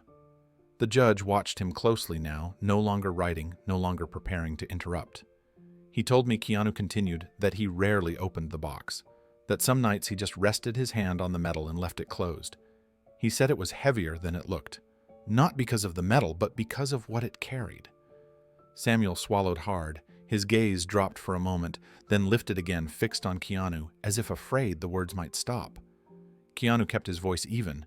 "He also said something else that stayed with me," he went on. He said he worried about the box more than he worried about himself, because people understand old men getting tired. They don't understand memories getting lost. A sharp intake of breath came from somewhere in the gallery. The prosecutor shook her head, frustration now visible. Your Honor, she said with respect, this does not establish ownership or location. Keanu turned slightly toward her, then back to the judge. I'm not establishing ownership, he said, and I'm not establishing location. He paused deliberately. I'm establishing consistency. The judge leaned back slightly. Go on, he said. Keanu nodded. What Mr. Carter has said today, he continued, is the same thing he said months ago, when there was no lawsuit, no accusation, and no benefit to him for saying it. He gestured gently toward Samuel. He used the same name, the same description, the same details, not broader, not more dramatic, the same. The judge looked at Samuel, now really looked at him. Keanu added quietly, stories invented later tend to grow. They adapt. They search for sympathy. This one hasn't. The company's attorneys were no longer relaxed. One of them had stopped writing altogether, pen frozen above the page. Keanu took a breath. I'm not asking the court to rule based on my words, he said. I'm only asking the court to recognize that Mr. Carter's account existed before this case did. The judge sat in silence for a long moment. Then he spoke. You're saying, the judge said slowly, that these details predate any alleged motive to fabricate. Yes, Keanu replied. By months. The judge nodded once. Samuel's hands trembled openly now, but he did not wipe his eyes. He did not look away. The box had not appeared, but for the first time its truth had. Keanu did not rush to continue. He understood that what mattered now was not momentum but precision. He looked back to the judge, then spoke again, voice steady, careful. There was one medal he mentioned specifically, Keanu said. He didn't call it by its formal title at first. He said it was the one his son joked about being heavier than it looked. The judge's pen paused midair. Later, Keanu continued, he told me it was a bronze star. He said his son never displayed it, kept it folded inside cloth because he didn't want it to be the first thing people saw. The courtroom had gone completely silent. Keanu went on. He also told me about the dent in the box, he said. He didn't just say it was damaged. He told me how it happened. His son dropped it years earlier while packing in a hurry. It hit the floor hard enough to leave a small inward bend on the left side. Samuel's breath caught. He stared straight ahead, eyes glassy now, jaw tight. Keanu did not look at him yet. He said his son laughed afterward. Keanu continued, said the dent meant it wouldn't slide around anymore. Said it made the box easier to recognize if it was ever lost. A few people in the gallery shifted, uncomfortable with how specific this had become. Keanu pressed on. He told me about the letter he said. The last one. He said it was written 2 days before deployment, not the night before. He remembered that because the postmark mattered to him. The judge leaned forward slightly. He said the letter was written in blue ink on lined paper, Keanu continued. He said his son crossed out a sentence halfway through because he thought it sounded too serious. He rewrote it to make it lighter, more like himself. Keanu paused. He told me how the letter ended, he said, not with a formal goodbye, with a nickname. The judge raised his hand. Which nickname, he asked. Keanu answered without hesitation. Danny boy, he said. The sound Samuel made then was small, involuntary. He lowered his head, one hand gripping the edge of the table to steady himself. The prosecutor stood abruptly. Your Honor, she said, this is still second-hand recollection. The judge did not look at her. Instead, he turned to Samuel. Mr. Carter, the judge said carefully, are these details accurate? Samuel looked up slowly. For a moment, he could not speak. His throat worked as if he were trying to swallow something too large. Then he nodded. Yes, he said, voice breaking despite his effort to keep it steady. All of them. The nod was not dramatic. It was final.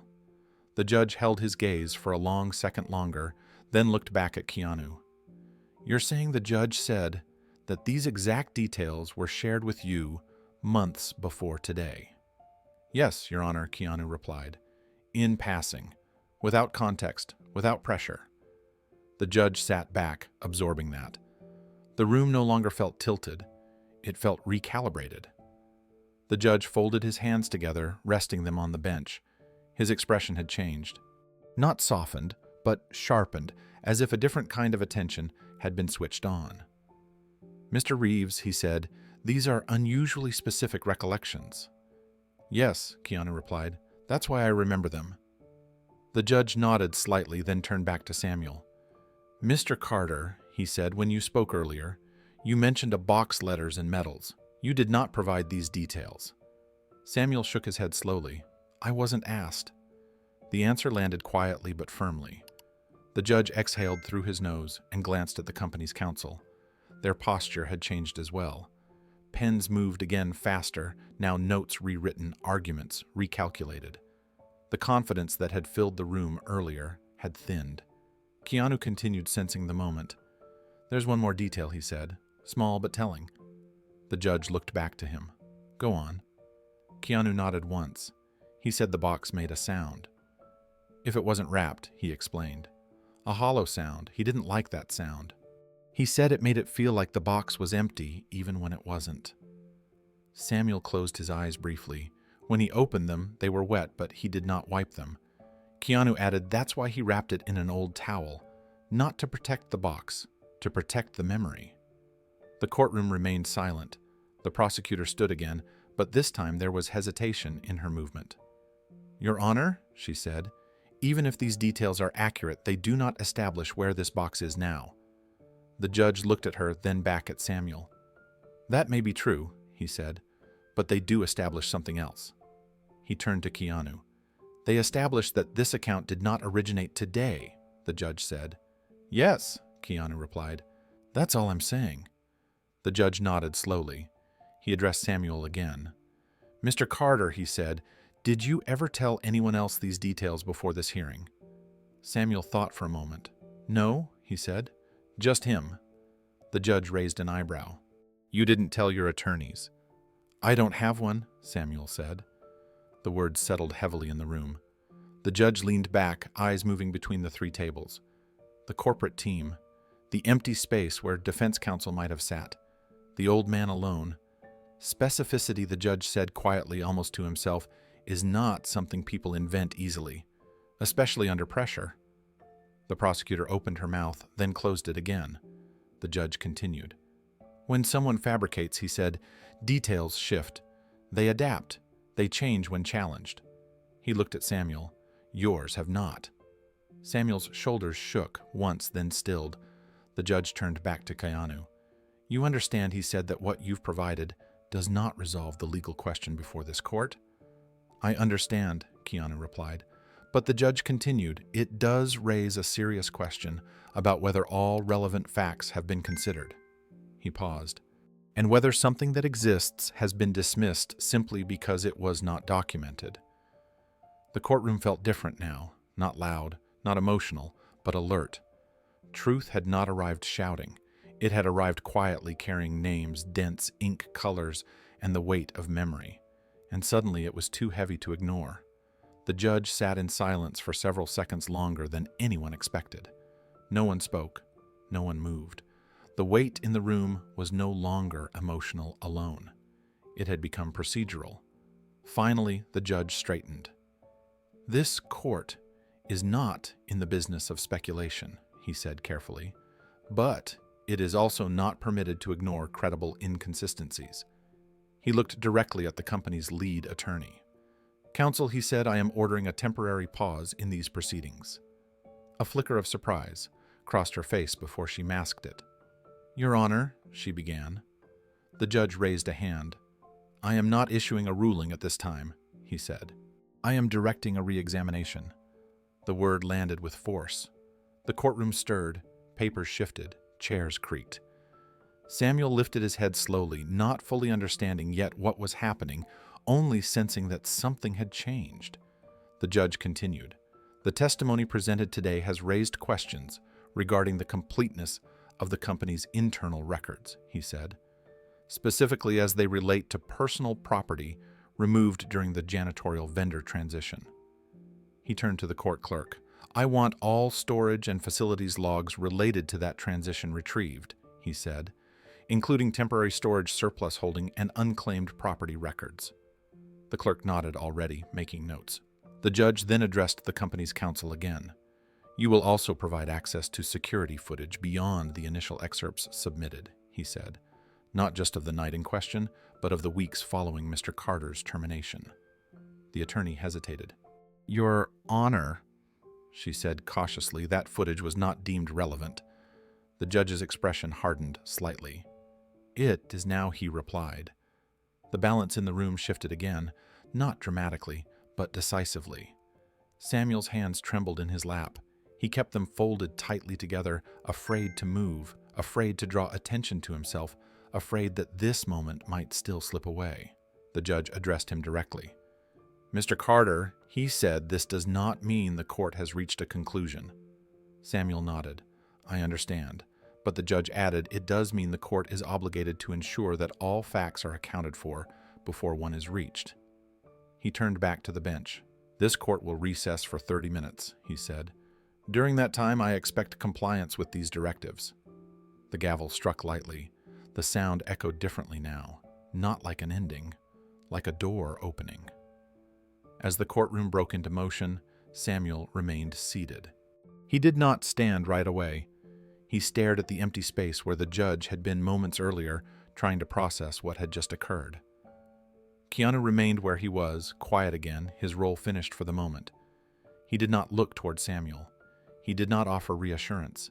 He understood that this was not a moment for comfort.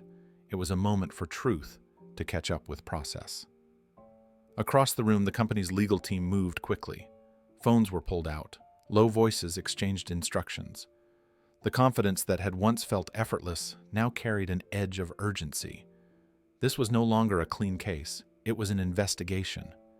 And somewhere inside the building, they were so certain, contained nothing.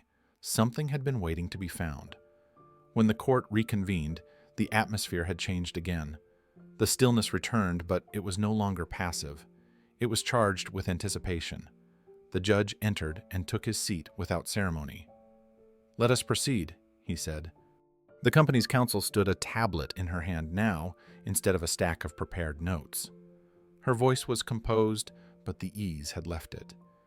Your Honor, she said, we have reviewed the requested materials. The judge nodded. Go on.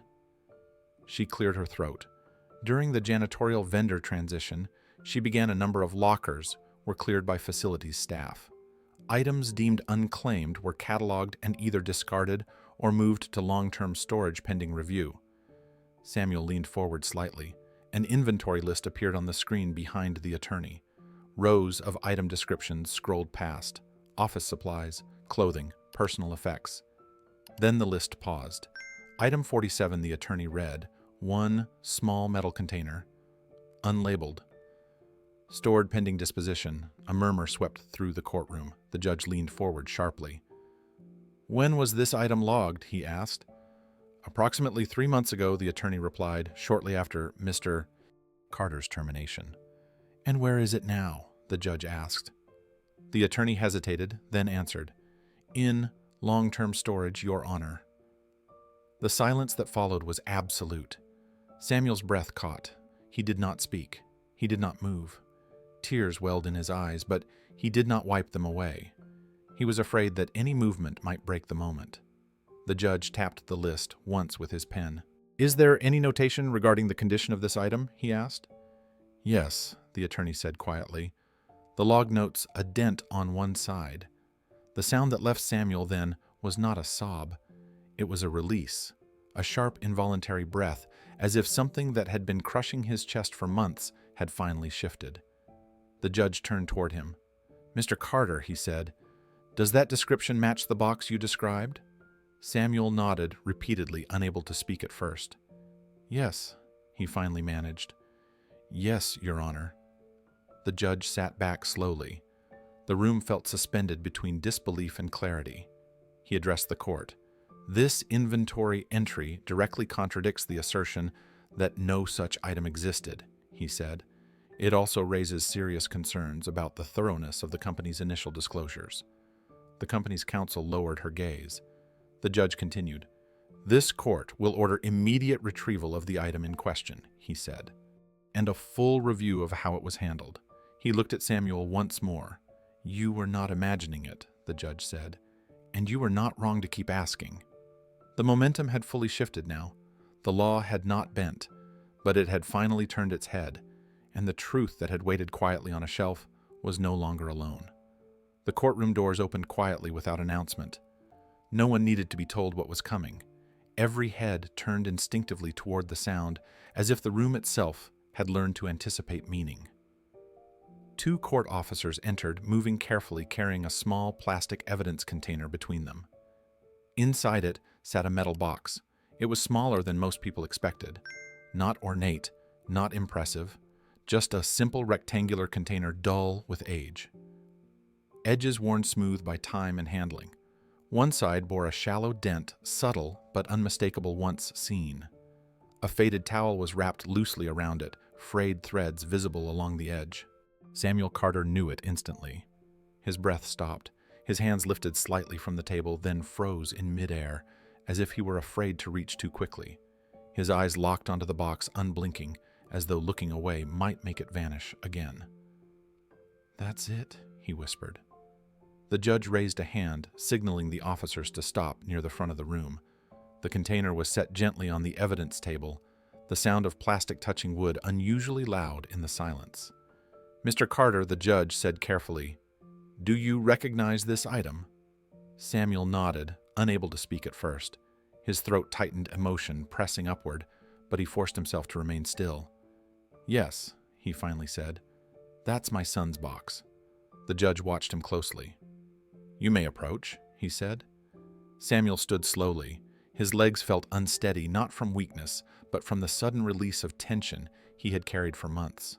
Each step forward felt deliberate, almost ceremonial, as if he were crossing into a space that deserved respect. He stopped just short of the table. For a long moment he did nothing. He did not open the box. He did not lift it. He simply reached out and rested his fingertips against the metal. The reaction was immediate and visible. His shoulders dropped. His breath came out in a single, trembling exhale. The simple act of contact seemed to ground him, as though something lost had finally confirmed it still belonged to him. "It's cold," he said quietly. "It's always cold at first." No one spoke. The company's representatives sat motionless now, eyes fixed on the table. Their earlier arguments, their documents, their language of policy and risk had nothing to say to this moment. The judge leaned forward slightly. "You're certain he said this is the same box?" Samuel nodded. "The dent," he said, gesturing faintly. "That's from when Daniel dropped it packing for college." He laughed, said it gave it character. He traced the edge of the towel with his thumb. "I wrapped it so it wouldn't rattle," he added. "Didn't like how empty it sounded otherwise." A murmur rippled through the gallery, quickly fading back into silence. Samuel finally looked up, eyes shining, but steady. "I don't need to open it," he said. "I know what's inside." The judge nodded slowly. In that moment, the courtroom was not witnessing evidence being introduced. It was witnessing something returned. Not property, not proof, but dignity. The box had been silent for months, dismissed as non-existent, logged as unclaimed, stored away without context or care. Now it sat in full view, undeniable its presence, rewriting everything that had come before. The evidence had arrived, and it did not shout. It simply existed. The judge allowed the moment to breathe. He did not rush it. He understood that nothing procedural could add to what the room had already absorbed. "Thank you, Mr. Carter," he said gently. "You may step back." Samuel withdrew his hand slowly, as if parting from something fragile, and returned to his seat. He did not carry the box with him. He did not ask to. Just touching it had been enough. The proof was no longer only his to hold. The judge turned his attention to the company's counsel. "Counsel, he said this item was previously represented as non-existent." The attorney stood, her expression tight, words measured carefully now. "Yes, Your Honor," she said. "It appears the item was miscategorized during the transition process." Miscalculated? The judge repeated. Unclaimed, stored, forgotten. He looked down at the box again, and yet he continued, it was here the entire time. The attorney said nothing. The judge addressed the courtroom. This court recognizes that systems are imperfect, he said, but when those systems are allowed to override lived reality, harm is done.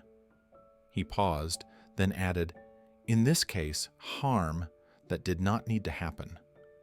Samuel sat very still. His hands were clasped tightly together. Knuckles pale, but his breathing had steadied. For the first time since entering the courtroom, his posture was not defensive. It was upright. The judge glanced briefly toward Keanu, who remained standing quietly near the back. There was no acknowledgement beyond that glance. None was needed. The presence of the box had spoken more clearly than any witness ever could. The judge continued. The existence of this item directly undermines the claim that Mr. Carter fabricated his account, he said. It also raises questions regarding the handling of his personal property and the subsequent escalation of this matter. The company's representatives lowered their eyes. The judge turned back to Samuel. Mr.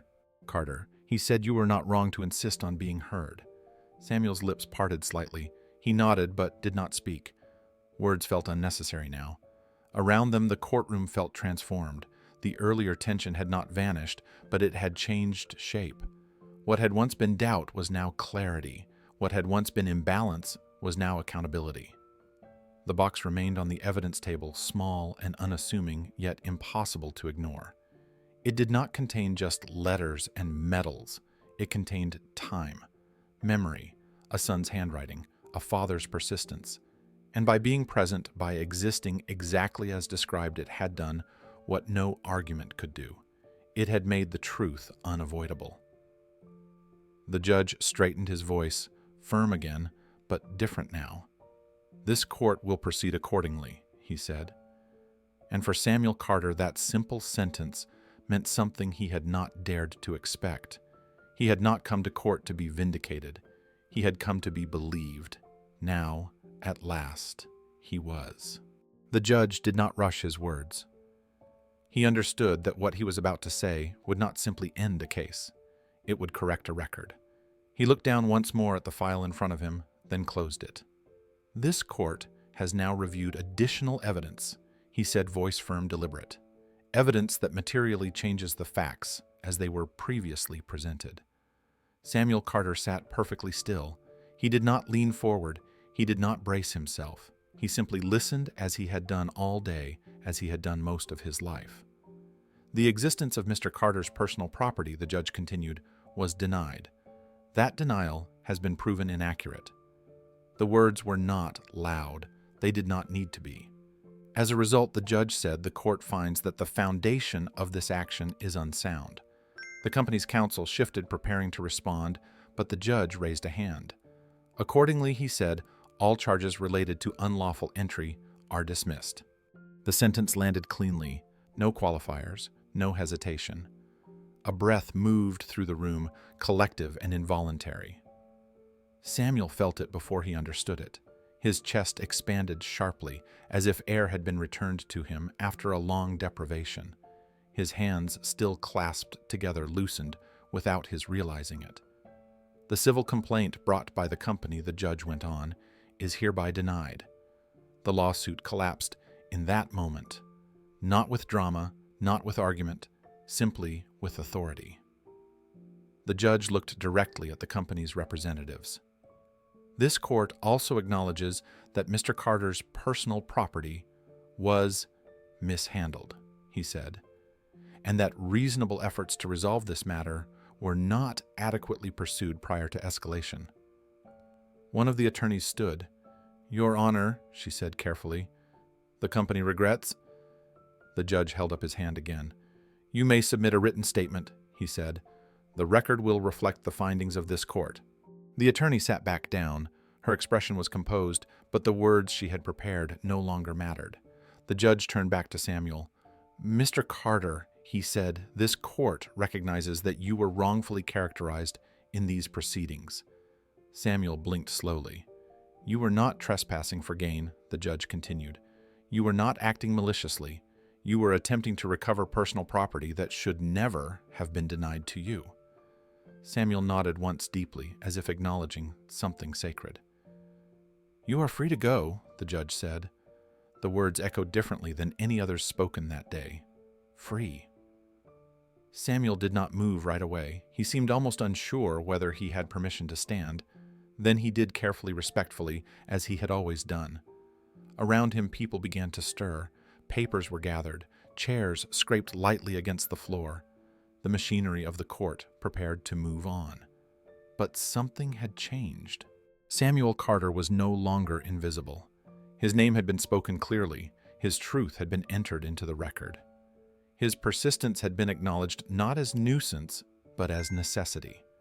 The judge made one final note. "Let the record show," he said, "that Mr. Carter's account was accurate." It was a simple sentence, but it restored everything. The judge remained seated as the courtroom absorbed the ruling. He did not strike the gavel immediately.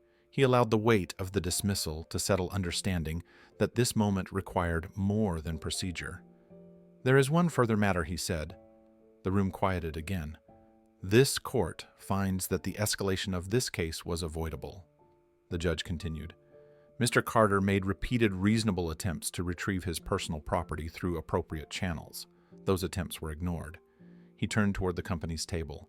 "When institutions fail to listen," he said, "they often mistake persistence for defiance." The words were measured but unmistakable. One of the company representatives stood, smoothing his jacket face, carefully neutral. "Mr. Carter," he said, voice formal on behalf of the company, "I want to express our apologies for the inconvenience and distress caused by this misunderstanding." The apology landed flat. It was clean, polished, safe. Samuel listened without reaction. He did not nod. He did not respond. The apology was not what he had come for, the judge noticed. An apology, the judge said, does not undo what has been done. But the record can. He gestured toward the clerk.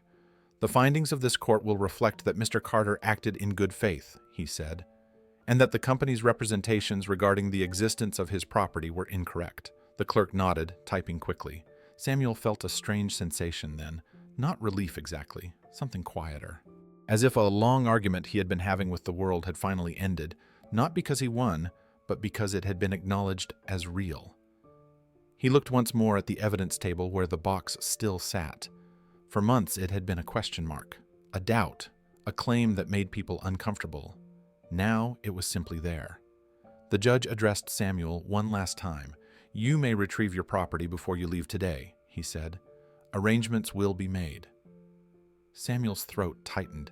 He placed a hand flat against the table to steady himself. "Thank you." "Your Honor," he said. His voice was steady, though it took effort. The judge nodded once in return. As proceedings formally concluded, people began to file out. Conversations resumed in low tones. Schedules reasserted themselves. The court as an institution moved forward. But Samuel remained seated for a moment longer. He was not overwhelmed. He was present. Invisible for decades, he had learned how to exist quietly. Now, for the first time in a long while, he felt fully seen without having to raise his voice. Keanu stood near the back, hands folded, observing without inserting himself. There was no exchange between them yet. No words were necessary. The truth had already spoken. The lawsuit had fallen away. The charges had vanished. The narrative that had reduced Samuel to a problem had been corrected line by line into something closer to reality. Samuel rose slowly and turned toward the exit. His steps measured his posture upright. He was not leaving as a defendant. He was leaving as a man whose story had finally been recorded accurately. And that, more than any apology, was what mattered. The judge did not rise immediately after issuing the dismissal. He remained seated, hands resting flat on the bench, eyes moving slowly across the courtroom, as if taking inventory of the moment. Most rulings ended with efficiency. This one did not. "Before we adjourn," he said. The room stilled again. People who had begun to gather their belongings paused. Chairs stopped moving. Even the company's representatives looked up, sensing that what was coming was not procedural.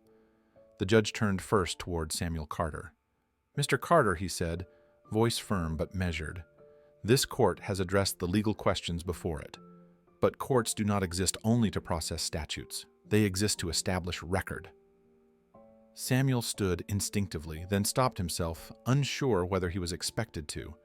The judge gave a slight nod, allowing him to remain standing. "You came before this court with nothing but your word," the judge continued. "You repeated it calmly, consistently, even when it worked against you." Samuel lowered his gaze, not out of shame, but habit. "You were not persuasive because you were loud," the judge said. "You were credible because you were unchanged." The judge then shifted his attention toward the back of the room. "Mr. Reeves," he said. Keanu straightened, slightly surprised by the direct address. He did not step forward. He simply inclined his head in acknowledgement.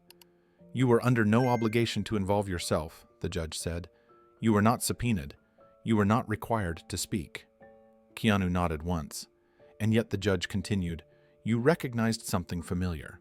Not because it was presented well, but because it had existed long before it was questioned." The judge paused. "This court hears many stories," he said. "Most of them arrive prepared, edited, positioned for advantage." He looked back at Samuel. "Some arrive unprotected." The silence that followed was heavy, but not uncomfortable.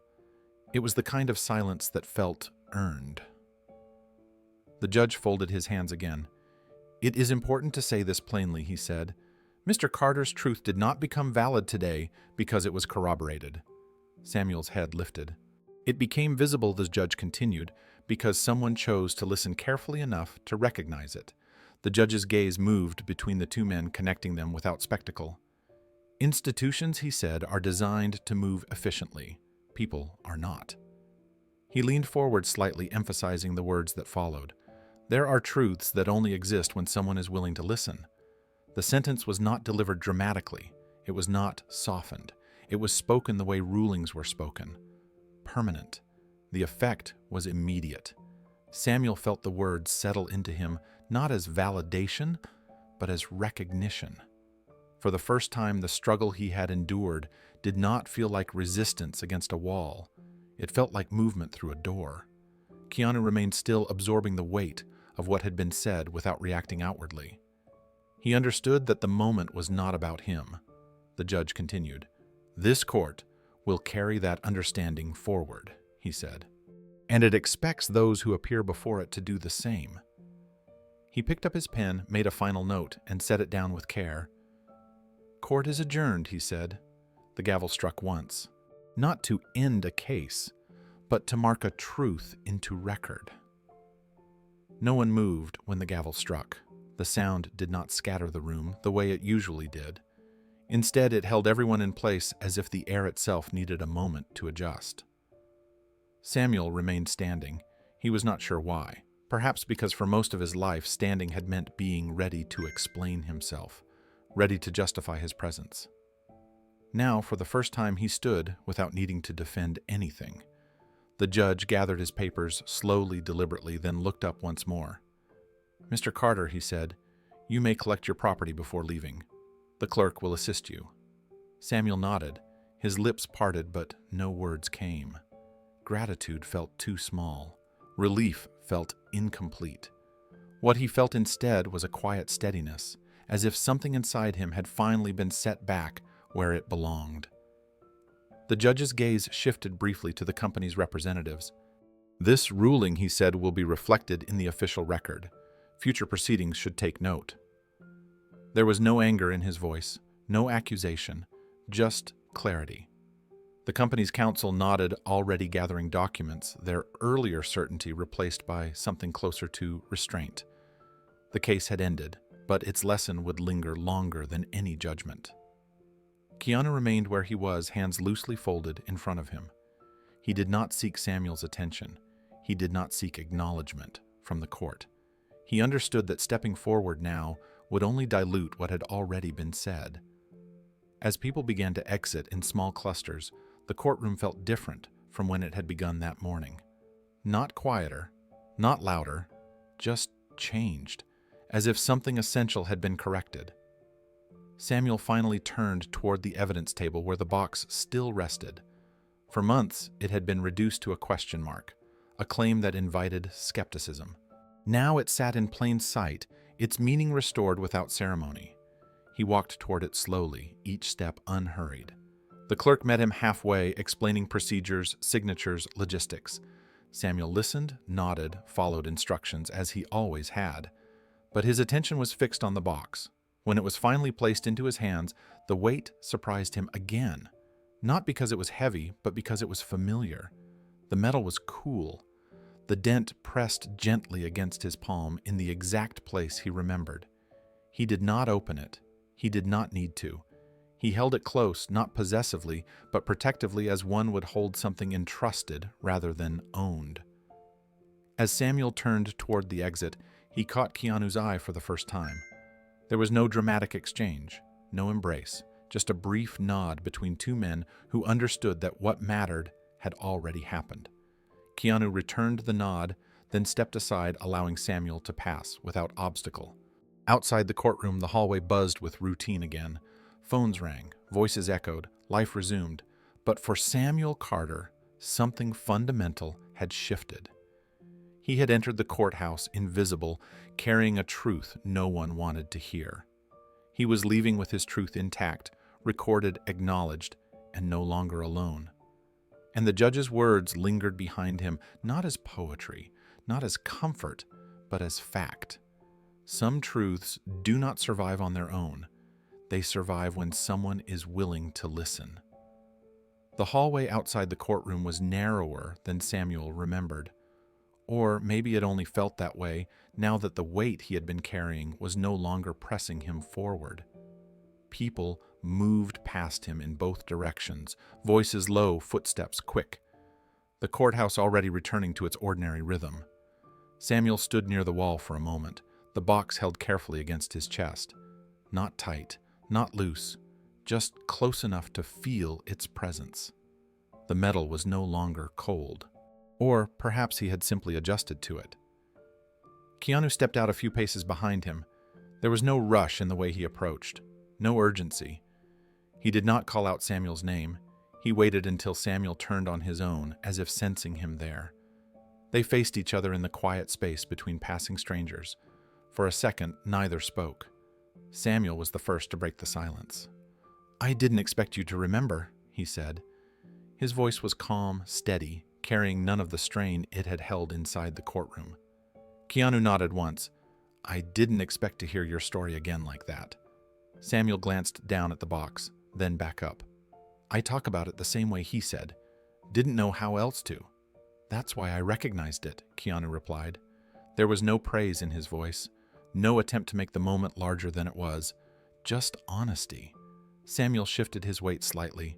He realized then that he was standing straighter than he had been earlier. His shoulders were no longer drawn inward. His chin was level. "I wasn't trying to prove anything," Samuel said. "I just didn't want it to disappear." Keanu nodded again. It didn't.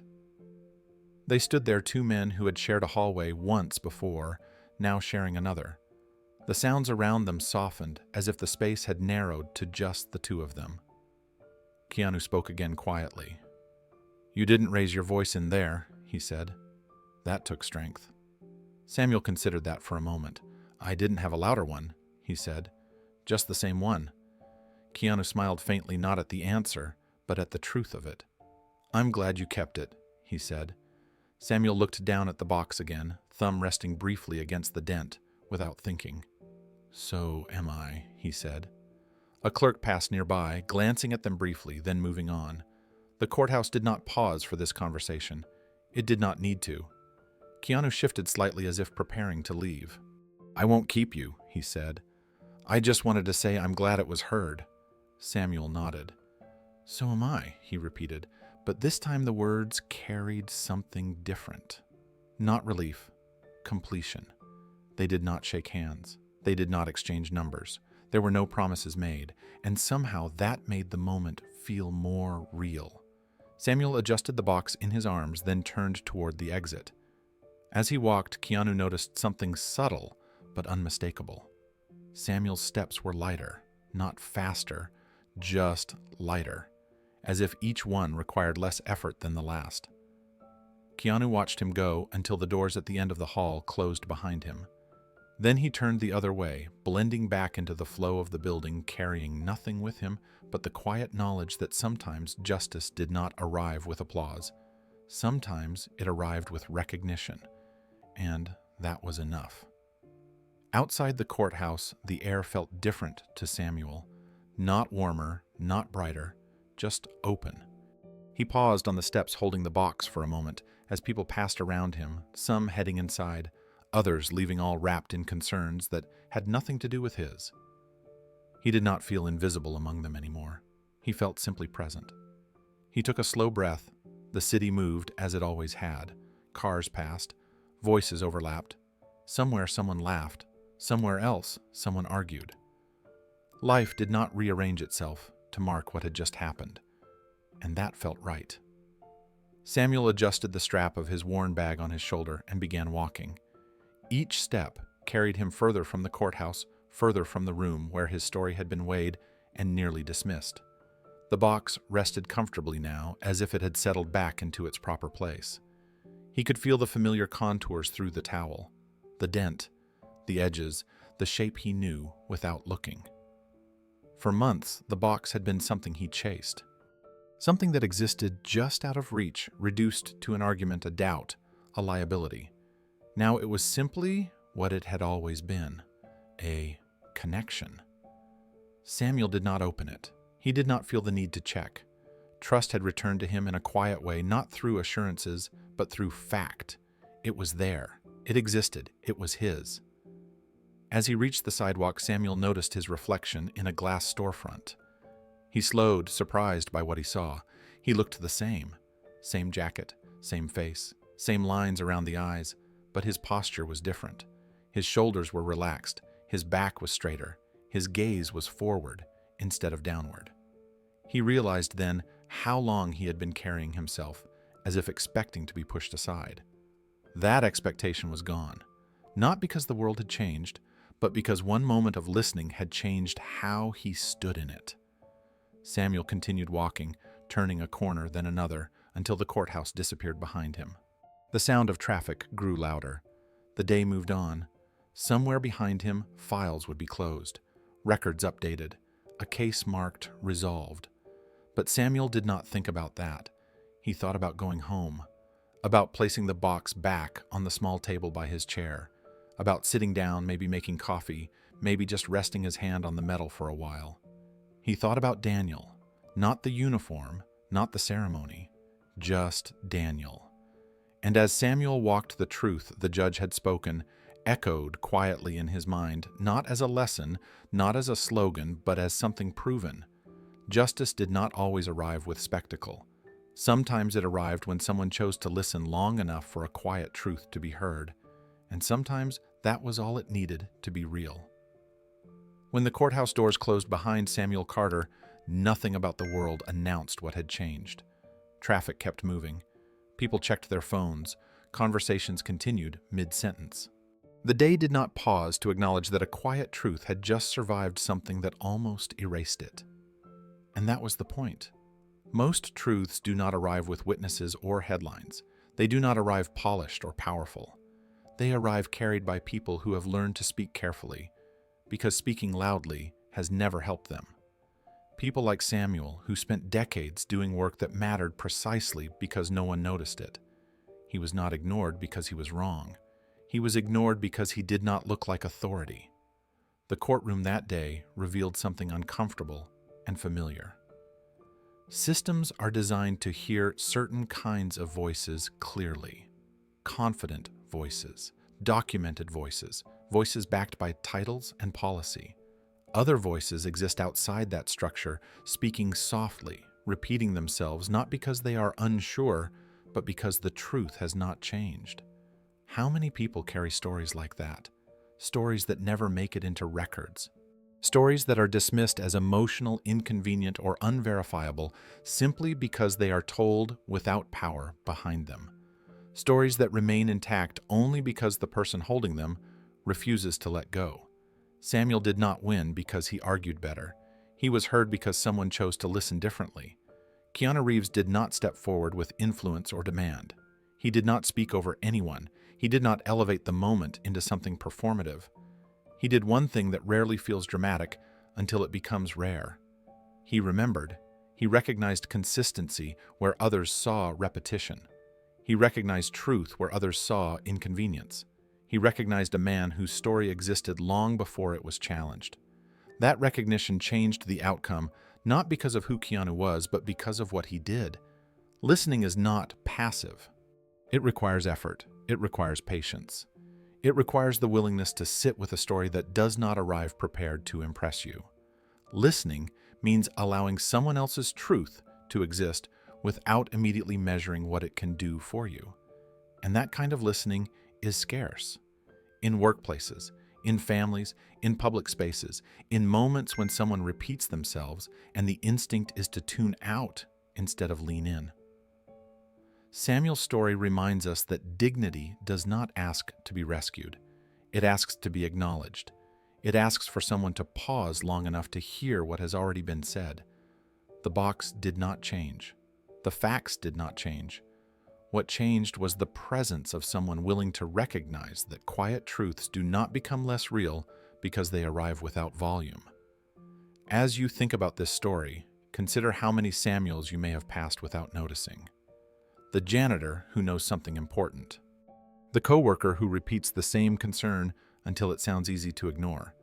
The family member whose story has become background noise because it does not adapt itself to be more palatable. Truth does not always announce itself. Sometimes it waits. And when it is finally heard, it does not ask for applause. It asks for respect. If this story stayed with you, it may be because it did not rely on spectacle to matter. There were no grand speeches, no dramatic confrontations, just a man who refused to let his truth disappear, and another who chose to listen when listening was no longer convenient. That is where most real change begins, not with power, but with attention. Many people believe they would stand up for the truth if the moment demanded it. Fewer consider how often the moment arrives quietly disguised as repetition, discomfort, or a story that does not fit neatly into the systems we trust. It arrives when someone says the same thing again and again, not because they are confused, but because they have not yet been heard. Samuel Carter was nearly erased by procedure, not cruelty. That distinction matters. Most harm is not caused by villains. It is caused by indifference, by efficiency, by the belief that if something does not appear in a record, it must not exist. And yet it existed. How many similar truths exist around us right now? A coworker whose warning is brushed aside because it disrupts workflow. A parent whose concerns are dismissed as worry. A stranger whose story sounds too small to matter in a world that rewards loud certainty. Listening does not mean agreeing. Listening means allowing the possibility that someone else is carrying something real, even if it does not arrive packaged as evidence. Keanu Reeves did not change the outcome by being famous. He changed it by being present, by remembering, by treating a quiet conversation as something worth holding on to. That kind of integrity is available to anyone. It does not require status, it requires intention. As this video comes to an end, take a moment to reflect on a simple question. Whose voice have you heard so often that you stopped listening to it? And what truth might exist there, waiting for someone to slow down long enough to recognize it? If this story resonated with you, share your thoughts in the comments. Have you ever witnessed a moment where a quiet truth was almost lost but survived because someone chose to listen? Or have you been the one carrying a truth that felt invisible for far too long? Your stories matter. They always have. And if you would like to see more stories like this, grounded in dignity, listening, and quiet integrity, let us know what kind of Keanu Reeves story you would like to watch next. A story about an overlooked worker, a forgotten promise, a moment where truth waits patiently until someone finally hears it. Write your suggestion below. Sometimes the most powerful stories are not about changing the world. They are about finally seeing the people who have been in it all along.